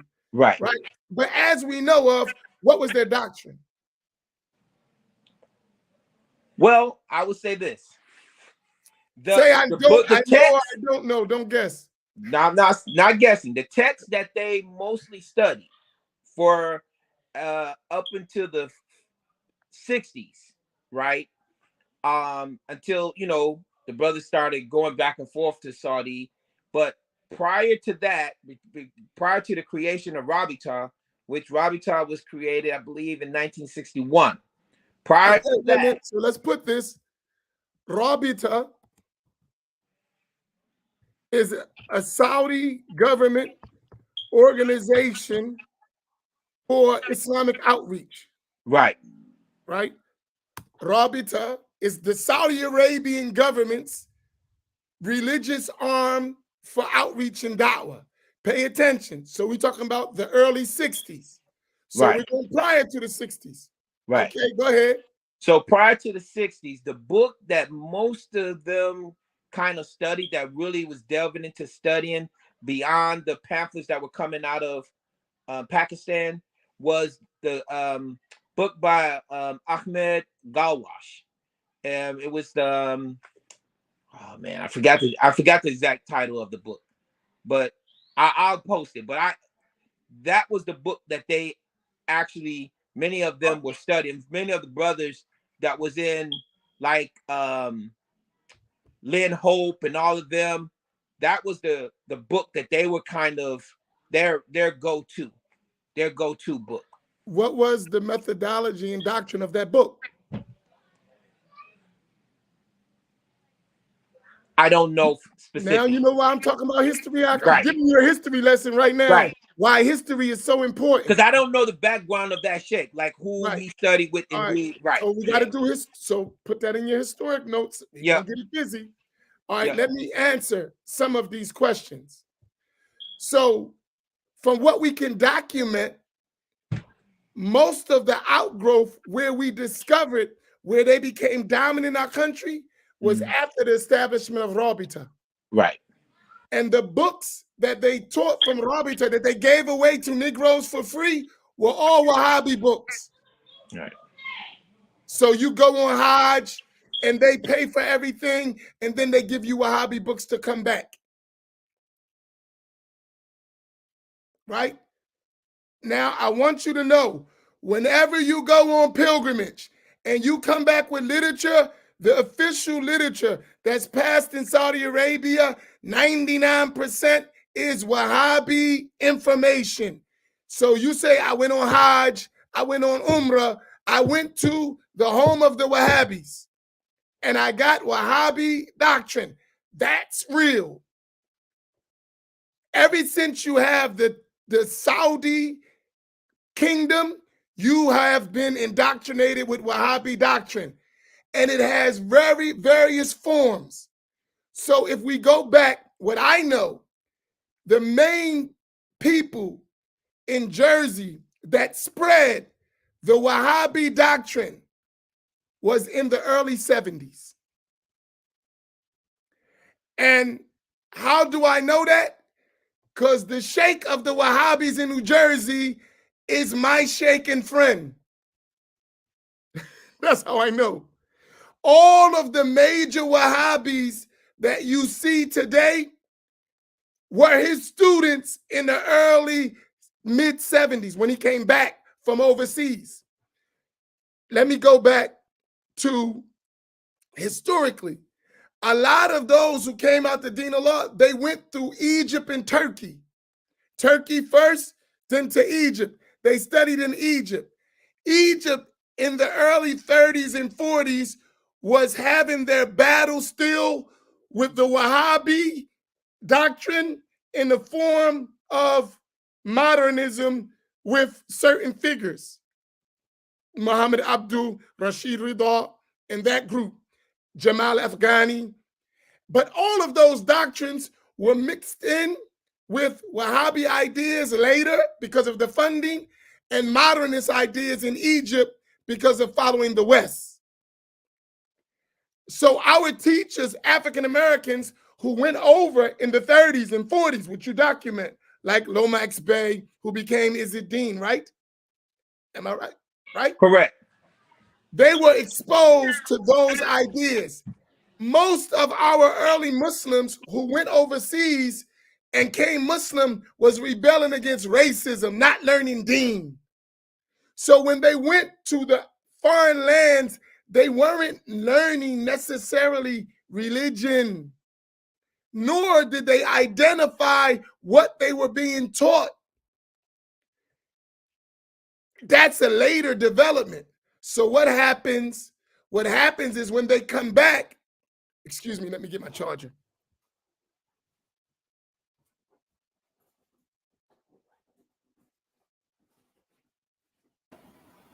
So do you agree to this historical assessment, Akil? Oh, yes. Yes. These are facts. I mean, but also is the proof of that also is during the early 70s, the Saudi Arabian government was doing a major push to take over or co-opt all of the African American Muslims anyway. So not only was they pushing their literature out to the people that was doing the Hajj, but they were also offering Hajj trips, right? Bin Baz had his organization that he was giving people money to separately from the people that was getting money from Rabita. Because Rabita at one point was giving stipends to, anyway, that's a, go ahead, Imam.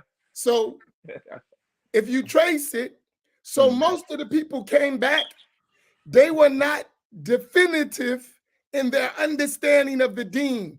Because in the early 30s and 40s and 50s and 60s, even up to the 70s, Islam in the black community was black religion, not necessary knowledge, if you understand what I mean. It was a revolutionary approach to fight against racism. For most of us, it wasn't about religion. So the religious theology wasn't focused upon. It was just words, but really, I'm against these crackers. That was, I'm being honest, that was the mindset of most people. The first real movement of doctrine was when those Americans started to go to Saudi Arabia in the early 70s, late 60s. They started opening their doors to foreigners, especially like Americans, and those early Americans, and from Jamaica, like Bilal Phillips, and I don't want to name more names because they're older and they don't, come on, man, don't do me like that. But also, Imam, one thing I also want to say too is that during that entire of that process, also, you got to remember the MSA was working in America, and they had the Ikhwani and Jamaat Islami pushing their agendas too. Right. But here's what I'm saying. But all those ideas were in the 70s. So when the University of Medina opened their doors and started bringing in scholarships in the late 60s, early 70s, groups of African Americans went to Saudi Arabia because it was free. They already had a rebellious attitude. And when they got to Saudi Arabia, they hadn't experienced no real Islamic learning. And they indoctrinated them, that thinking they were on the Quran and Sunnah, isolated from the rest of the world. And they brought that back to America. Then the other blacks who, and this gets critical, when we just be critical thinking, the other blacks who came back started to bring the Wahhabi doctrine. But in that time, it wasn't Salafi in the early 70s. It was the same doctrine, the same ideas, the same concepts, but it was Orthodox Islam. Because that's what we knew, and that was as an opposition to the NOI, to the nation. So when the nation people convert under Imam Urf-ad-Din Muhammad, they still don't have access as a collective to Islamic scholarship. We're coming out of a black movement. We're just coming to Orthodox Islam. What is already the thought of Orthodox Islam on the scene? Wahhabism. Without the name. It's the norm. So that's why you would find as he's coming out and bringing people, they're becoming Orthodox, but they don't know Islamic doctrine. And what is waiting for them? Wahhabism. Do you see my point? So if you go, and I always do this experiment. I ain't no Wahhabi. Okay, let's open your library and let's see what we find. I always do this experiment. When someone, I'm not a Wahhabi, I'm not Salafi. Okay, let's open up your library and see what we find. Wahhabi books. And this one was maybe a big thing. No. You're going to find this in the library. And here's the thing about it. If we're going to talk critical thinking, stop apologizing for being misguided. It wasn't your fault, right? A lot of times, because we realize that it was me who was misguided, me who was tricked, we try to soften the blow. Nah, let's be honest. If we're going to save the future, we have to be honest. Many people had Bilal Phillips books in their houses because he was the black hero. I know, all y'all raise your hands. Yeah, that's why I'm glad I was an Ansar, because when I came out of that, I didn't have to become a Wahhabi, right? He had it all covered. He taught us Tawheed, taught us fiqh. And all that is Wahhabi doctrine. He beat Dr. York's ass. No, he didn't. He came back and Dr. York hit him up. You ain't got to read the book. Was trying to hide history and ditched it so I can't show it. Y'all guys, listen, boy, I'm on the historian's tale, right? No, So here's ma'am, my- I did. I had the 360 questions. I know, bookmarked. Where it's I at. know. But I got here's the answer our cookbook. I know So. the dog ate it and it got lost in the mail. I know. But no, here's my question. Here's my answer to that. So to answer the question, and I'm gonna take her down. Documented in the 70s, Wahhabism took control over Jersey. And I know the people who were the players in it. So for instance, all of those early Orthodox Muslims, most of them were influenced by Wahhabi doctrine, but because they didn't have a lot of access, you may found in them traces of Ahmadiyya, Hanafi stuff, some Sufi stuff, because the Wahhabi doctrine wasn't purely put until later. So all of our basic leaders that say that are our heroes were influenced by Wahhabi doctrine from the 70s, early 70s to the late 70s. So in every place, you were getting Wahhabi doctrine and you just didn't know it. Now later, after these young students in a revival, after Al-Albani comes to the University of Medina, those who come out are these new guys you see. Prior to that, it was an official Saudi thing. Al-Albani goes and starts challenging the Saudis. That's why they kicked his butt out of there. Even though he followed their doctrine, but he questioned their kingship. And he challenged that, and they put him out. But all those students had already been influenced by him. So you have a new branch of young Wahhabis who now have the name Salafi with the same Wahhabi doctrine, and they spread all around the world. All around the world, same song. Come on, Faheem, all around the world, same song. But we don't know nothing about the world. We don't know nothing about globalization and indoctrination through the Wahhabi thing. And where does the Wahhabi get its strength?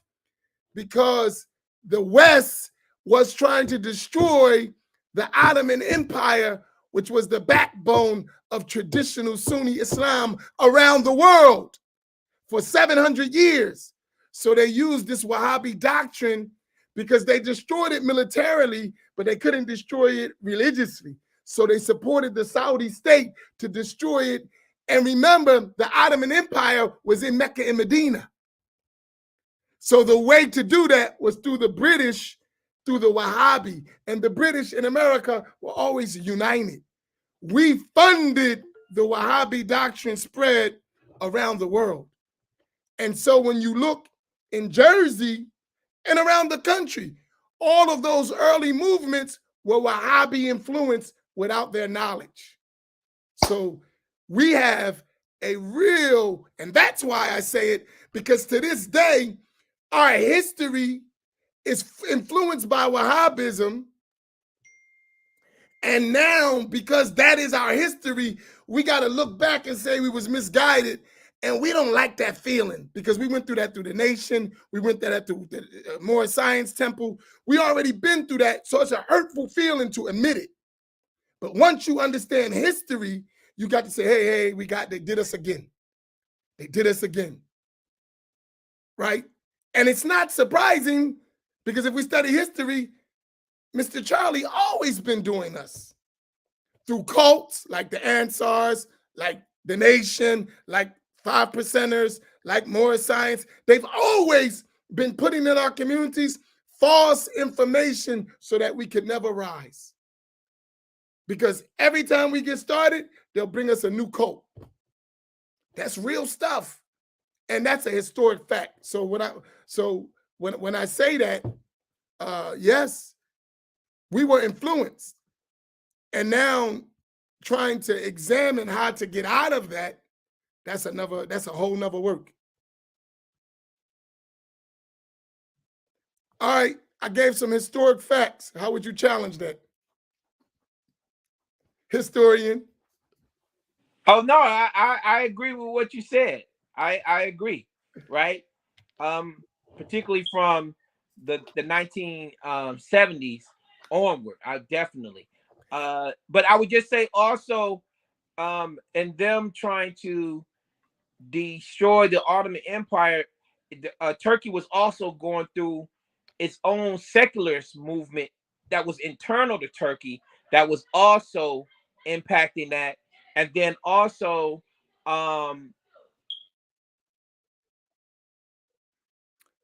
likewise, like the case was in Egypt, all right, of the Middle East was going through that. right. Even But in Sham. But the way they was doing that was through modernization, right, through Westernism, right? And through reinterpreting religious texts. Wahhabis doing that, intellectuals and academics, both ways hitting the Islamic empire. right. But also then also too, the American government came in when they wanted to be opposing of communism because they was trying to, prevent communism from spreading amongst black people too, right? So and spreading in the world. So that was another instance of them fighting. You know what I'm saying? That was another point that they were doing. So fighting the communism on one hand, and then also wanting to use Wahhabism as a safe, a firewall against any type of like revolutionary Islam,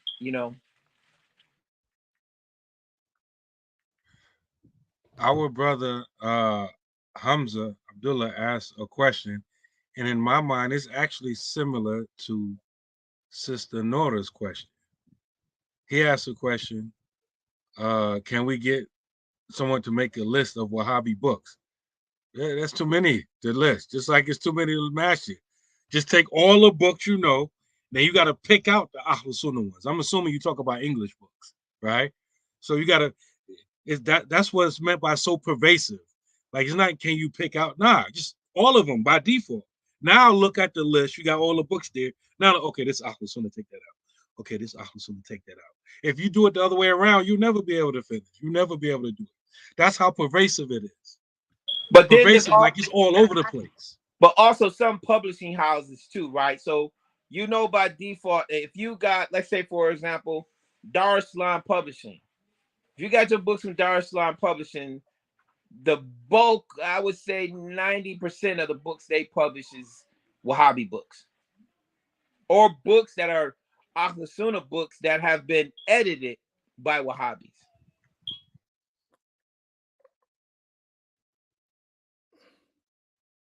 Here is a question. Let me make sure we get all those.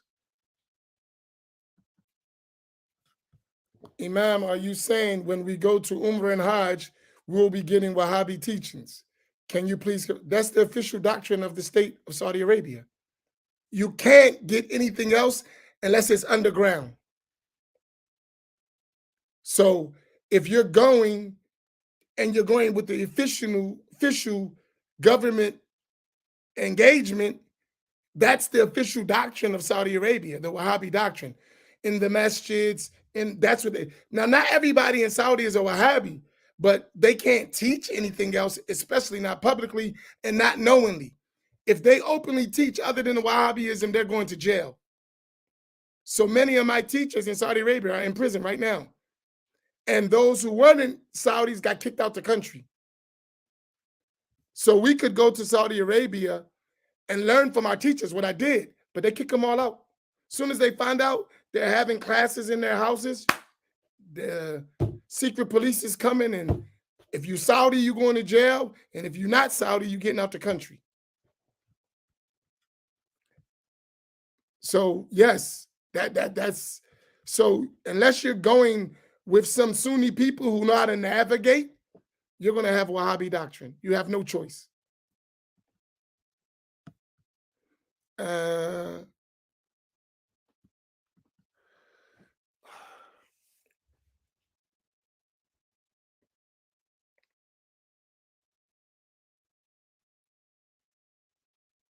Girl, you want to take that, Imam Naeem? It's your area.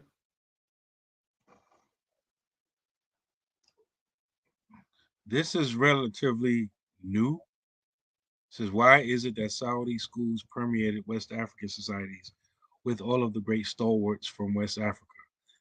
Well, a lot of the great stalwarts, are of the past. And now we got to remember when you look at African Americans and Caribbeans who experienced the process of enslavement, imagine that being one side of the coin. And imagine the Africans who weren't taken off the continent being the opposite side of that same coin. So they took the human resources out of Africa and built their societies, which is us and our ancestors. Then when they finished that, they began the process of taking the mineral resources out of the continent. And so the economies in all of these places are broken. I mean, broken. And so they are extremely poor. So now you take a society that is predominantly Muslim, that's in this economic position, then you introduce, all of these, the Wahhabi da'wah, and there's always some economic incentive. Like, for example, like even now in Gambia, if you study and teach that stuff, they may give you a little free moped and stuff. That's something big, deep to them, right? I get to ride me a little moped, a little scooter around. So there's economic incentive, just like it was for us. They give us free free scholarships, like Imam Amin was saying earlier. So in the West African context, like it's not like they underground, like they got a fierce secret police, but like in the big cities and stuff like that, you find that they like abundant, the Wahhabism.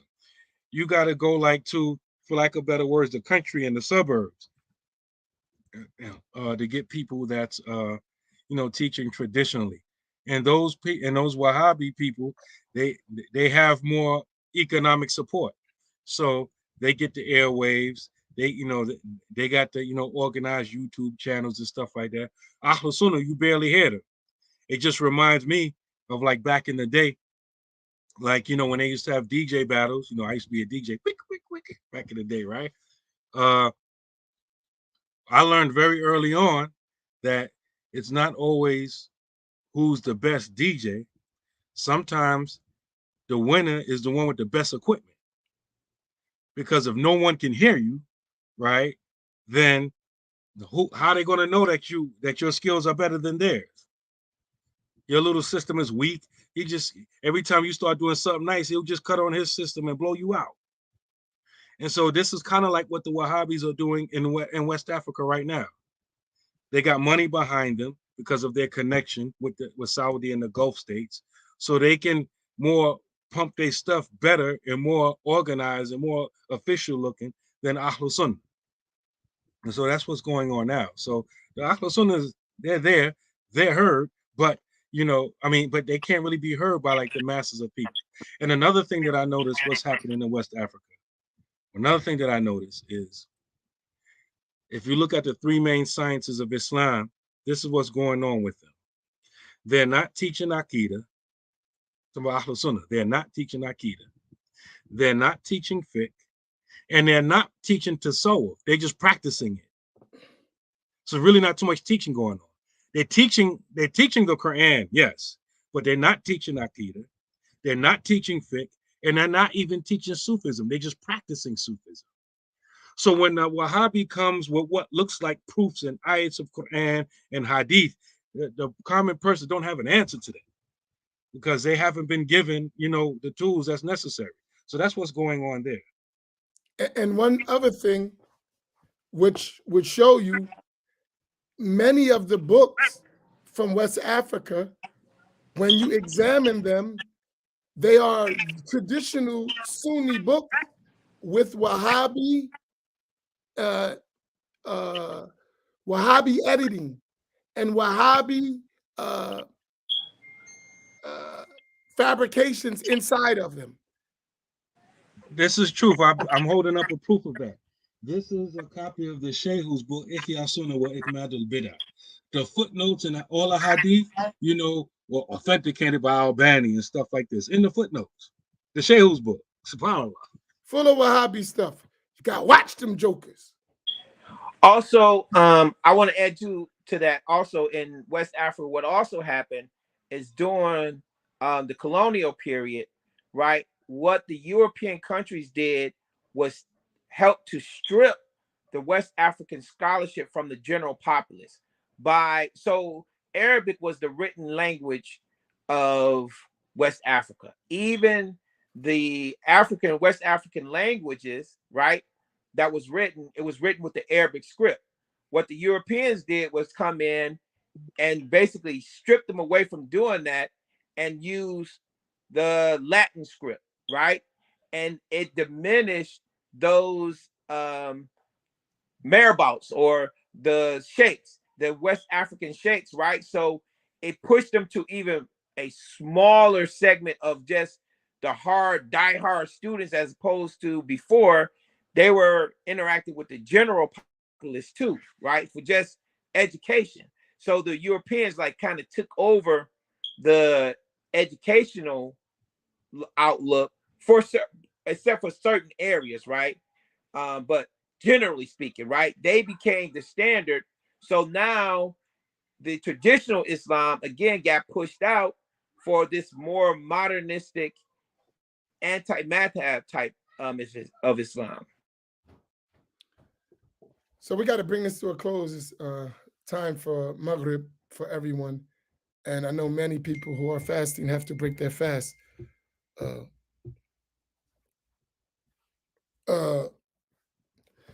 So let's pick it up tomorrow. I mean, tomorrow, man, I'm deluded. I'm sorry. Next week, if we have some closing comments, inshallah. I have a closing thoughts, but I'll let y'all go first. I would appreciate if both you, Imam Amin, and Akil Fahd can summarize everything that we went through today, inshallah. I think it was very comprehensive. Well, is Imam Faheem got something to close with? Yeah. If public school's been good to you, make sure you use it. If it haven't been good to you, you got to go back and retrain yourself. You already have the ability to critically think. Bring it back to life. Scientific method, Imam Faheem. Scientific method. Absolutely. Go ahead, Imam Akil. Man, I'm not no Imam. Don't do that to me. All right, I don't know. Just my good opinion of you. Jazaka Kai, and I appreciate that. Alhamdulillah. No, what I would say on the is Imam's that, Roundtable, I got to make you an honorary. They give out honorary doctorates. Why you can't be an honorary Imam? Nah. I don't want. I don't need that on me on my hisab. I'm gonna let y'all hold that. I support y'all though, mashallah. I love my black Imams. I'm not one though. No, but so in summary, right? And this whole notion, excuse me, of using critical thinking, right, to get our freedom and independence, we got to look at what's been barriers to that freedom and independence, right? And these barriers, once we are able to clearly recognize them, then we need a method, a process by which we systematically and permanently knock down these barriers. So, kind of just off the top of my head from what we've discussed, we understand that access to an appropriate knowledge has been a barrier to us. The political aspirations of others imposed upon us have been barriers to our freedom and independence, right? Our own lack of financial independence has been a barrier to us. So how do we systematically knock down to these barriers? And then also I would say two other things that we didn't really touch on too much, right? Is the respect for one another, right? To respecting each other as a people, and then also respecting our elders, right? Every culture, every culture that promotes itself and that has multi generational stability, they're going to respect their elders and protect their women, right? These are things that we have to do, really. I mean, if we're thinking critically, that you have to add that as part of the process of correction is the protection of the women and the respecting of our elders, right? So that would be the components that I would say. Can you, Imam Naim, did you write those those things he mentioned? Because some of them really stuck in my mind, but I don't have a pen. Did you write No, I them? didn't. No, I didn't write it. Can do you remember what you said? Do I remember what I said? Yeah, I'm saying like the barriers to our independence and freedom, right? You mentioned the first two. What were they? The critical, in terms of critical thinking, that we oh man, I was so focused on the last ones. You're right. I did forget. I know, the man. We ain't talking about your local politics. Right. I told you. You gotta learn to think outside the box, man. Oh man, I forgot. My whole, when I said those last ones, man, those really resonate because we hadn't talked about them. Right. So you were talking the about first one was the access to information. Access to information. Come on, Imam Naim, you got to be on this, man. Right. The first one was our lack of access to information. The other one was the process of ourselves to other people's agendas. Right. Political aspirations of others. Yep. Subjects of others' political aspirations.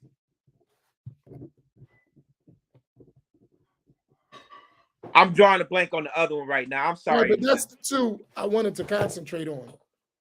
Oh, and then you said economics, money. Yeah. Our own financial independence.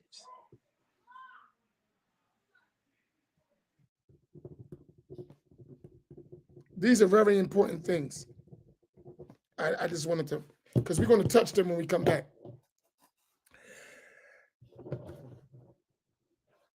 I want to build off those three because I agree with them 100%. And I want to critically think through the whole thing. And we're going to come back on this next week. So can we put those three up? Lack of access to information. Who the fast typers up here? Number one.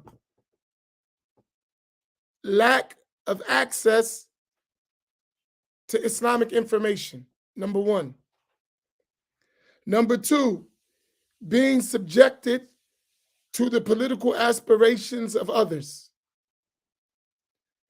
Number three, the lack of financial independence to chart our own course. Can we put those three up so that everyone has it?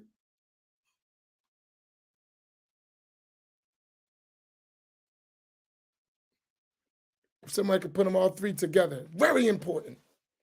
I agree with this 100%. And we want to critically think our way out of this mess.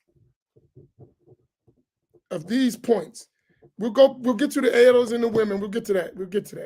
If we get this part, we won't need the other thing. That'll be automatic. Right? And I want to just tap them real quick. Lack of information. I think the lack of information is deliberate because of number two. The lack of information that is spread in the African-American community is a direct result of the political aspirations of the West, of foreign states that cooperate with the West, and also have used us as their guinea pigs because they had free access from the West, from America, from our own country, and Europe and everything.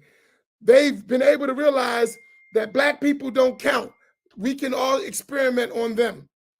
We should have learned that through many historical things as Black people. Tuskegee experiment and prison complex experiment. We always somebody's guinea pig. Test monkeys, right? Test rats. And they got it from America. It's okay to use the Blacks.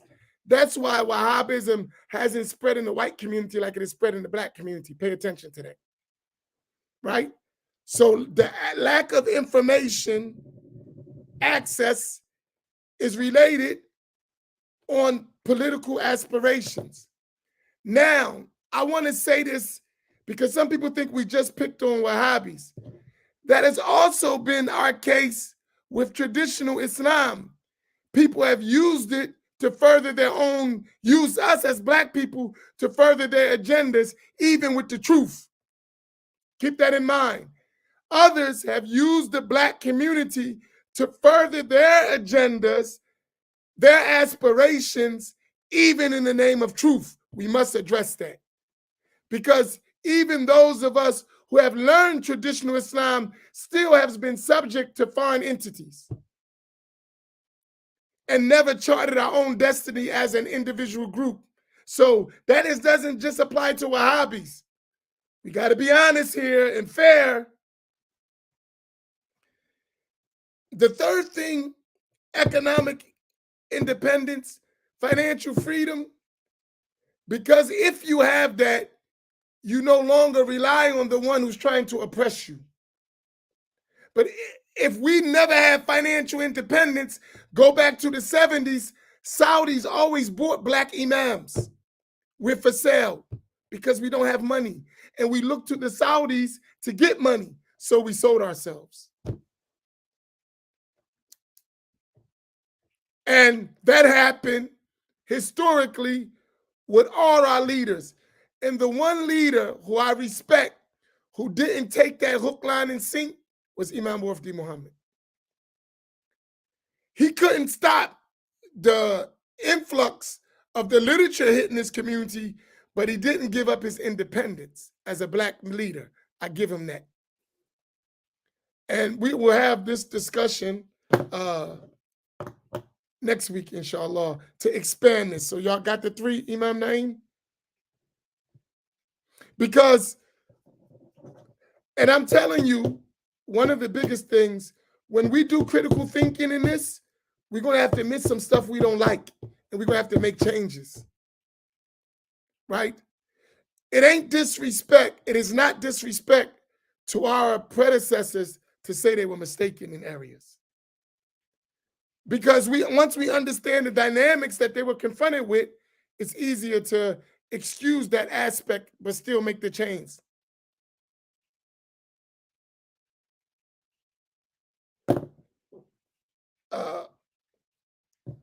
And I'm working on the project with one of our elders, a few of our elders. I'm trying to bring them on because I'm trying to bring them on our show. And I'm going to say they already influenced with Wahhabism. That's how they got their fame, right? But now the new version of Wahhabism canceled them out. So now they're more open because they've been kicked off the minhaj that they were never on in the beginning. Did you follow that? So a lot of our elders who in their time were the man at the first wave of Wahhabi indoctrination got kicked out by the new wave of these young graduates from the University of Medina. So now they are no longer recognized and they're open for discussion.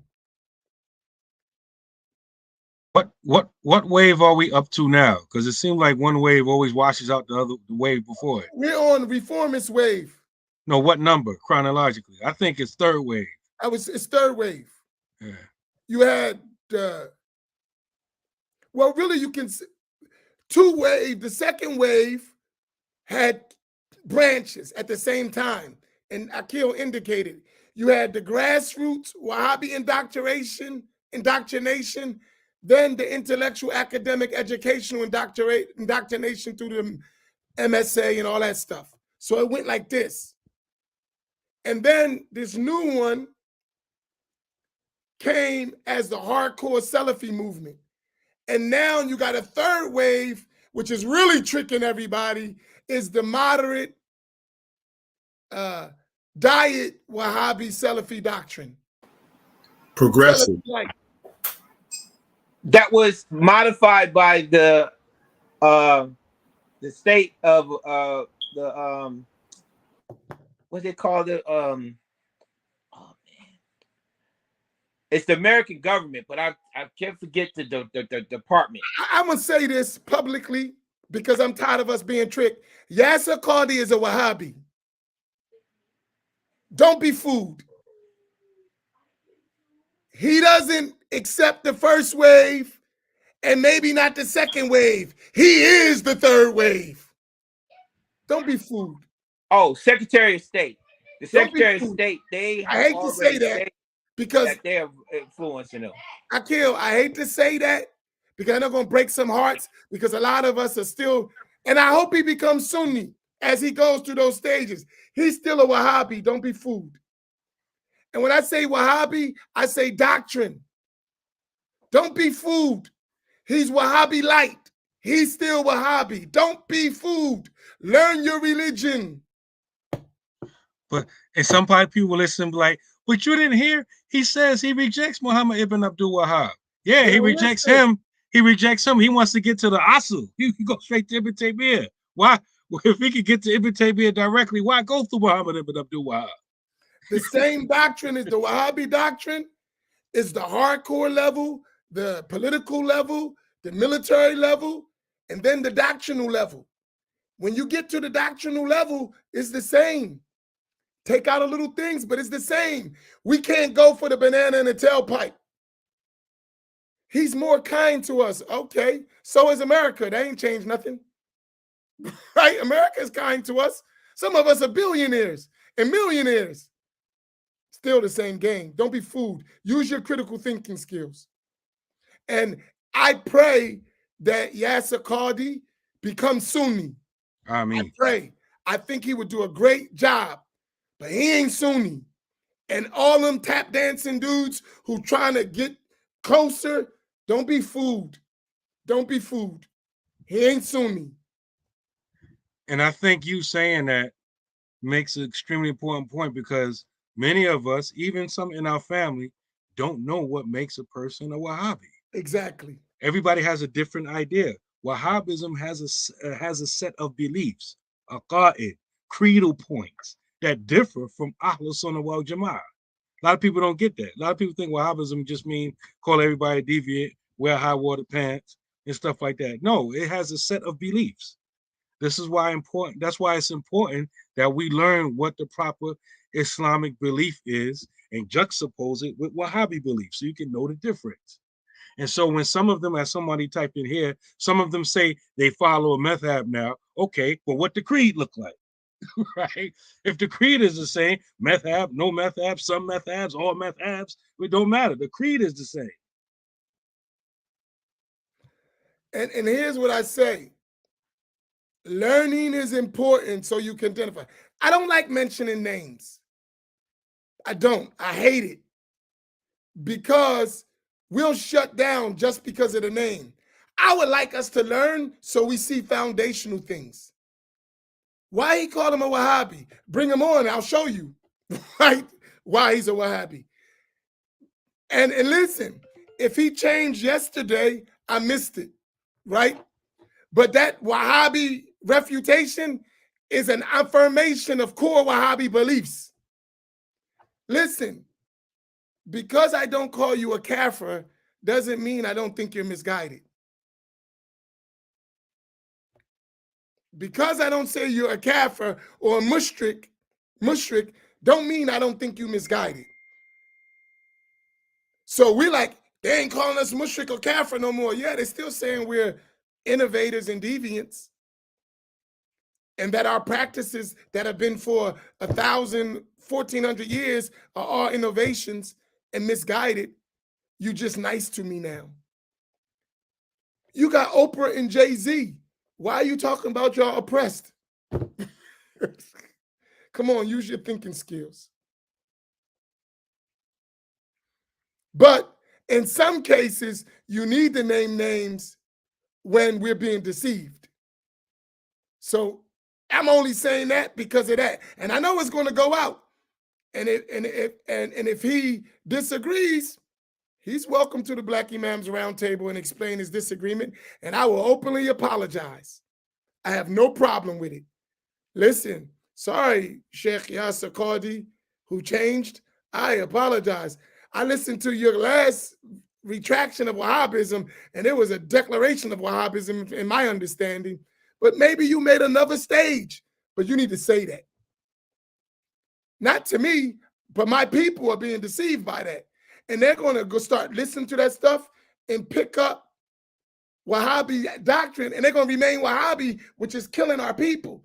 I can't let you get that off. It ain't personal. I can't let you get that off. You can't do that. It's not personal. It's not against you. I pray that that is true. And you articulate, I think you'll do a better job than us. But as long as you still in that process, we got to call a spade a spade. It ain't about you. It's about protecting our people from false doctrine. We've been doing that for far too long. We have to tell the truth. If y'all understand what I'm saying. So don't take it personal, just take it. And hopefully that won't be the case. Don't take it personal. Who was you, Jermaine Jackson? Don't take it personal. Take the bitter with it sweet. All right, y'all, I gotta go, man. Huh?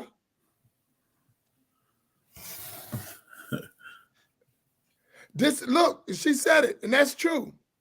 The only reason I put name is because many people, our people, are listening to the individual. Listen, I go in the Masjid, and we got Rodney King Sunnis, I call them. Can't we all just get along? I walk in the Masjid, these dudes be playing these guys in Masjid Muhammad. What the heck y'all doing? Oh, he ain't a Wahhabi no more. They in Masjid Muhammad playing this stuff. Oh, but I'm just playing this. You ain't qualified to be just playing that, bro. You ain't even detecting the nonsense they talking.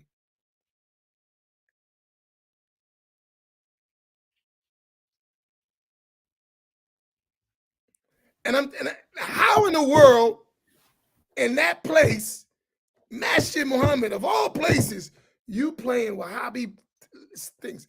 But if I ain't there, as soon as I come in, they hit the oh, here come Imam. So you know it's wrong. Imam comes, bam, bang. Who was your Harun in place there? Huh? Who was your Harun to your Musa? Man, ain't no Harun. Man, I come back, man. You let these people, you're supposed to grab somebody by their beard, man. Nah, because sometimes our people, they want to get along so bad, and they just think I'm just, man, he's just harsh. They don't understand. Like Imam he's just hard. That's all he think about. Nah, it ain't all I think about. I think about us not being misguided for another 100 years. That's what I think about. And because you don't want to study, you don't want to critically think, you don't realize what's happening to us. And I ain't going for it. You know, like, no. We must tell the truth, even if it's against ourselves, right?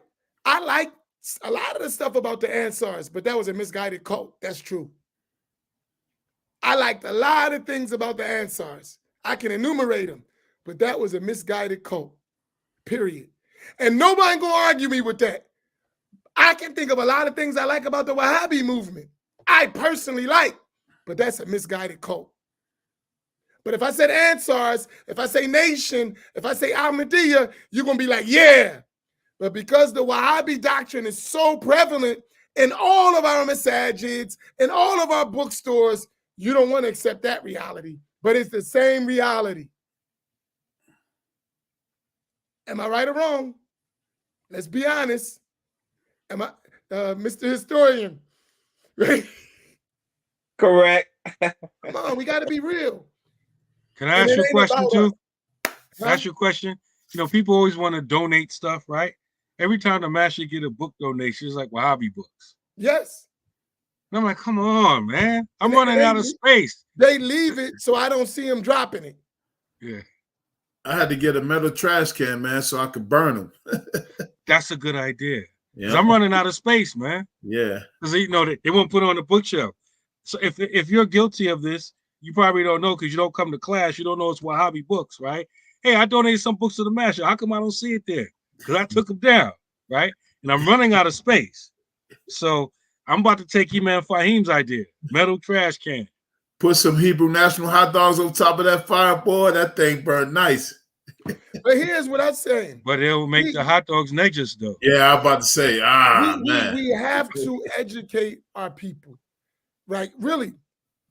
But we've been taught not to learn, not to critically. That's why I was having this discussion. We don't want to critically think. I'm going to share one last point. I know we got to go. Oh, come on, man. I can't. We got to go. You're right. I'm sorry. Cliffhanger. Post-Fajr reflections. I'm going to get up early before the class. I'm going in just on one point I want y'all to think about. So tomorrow morning by 6:30, maybe 6:15 after Fajr, I'm going to have a post-Fajr reflections on this. And y'all can join me if y'all want. Did you write notes, Imam? No, I got those three. But what I'm going to talk about is, so it's going to relate to Pittsburgh, but it's just about what we're talking about. Inshallah. And that way you'll benefit greatly. Inshallah. And listen. Oh, tomorrow's Eid. Nah, I can't. No, I can. I got time. All right, we're going to cancel class, and I'm going to come in right after Fajr. So around 5:30, 5 o'clock, 5:30, after Fajr, I'm going to come on. Right? So if you want to benefit, I'm going to cancel tomorrow's 7 o'clock class because of Eid, but I'm going to come on between 5 and 5:30 because I have some important things for you to reflect on related to that. And if Imam Naeem is up, or Imam Faheem, or Akil, I'll send y'all the link. Okay, inshallah. Inshallah. Barakallahu fikum. Imam Naeem closes out, inshallah. سبحانك اللهم وبحمدك نشهد ان لا اله الا انت نستغفرك ونتوب اليك والعصر ان الانسان لفي خسر الا الذين امنوا وعملوا الصالحات وتواصوا بالحق وتواصوا بالصبر. الفاتحه.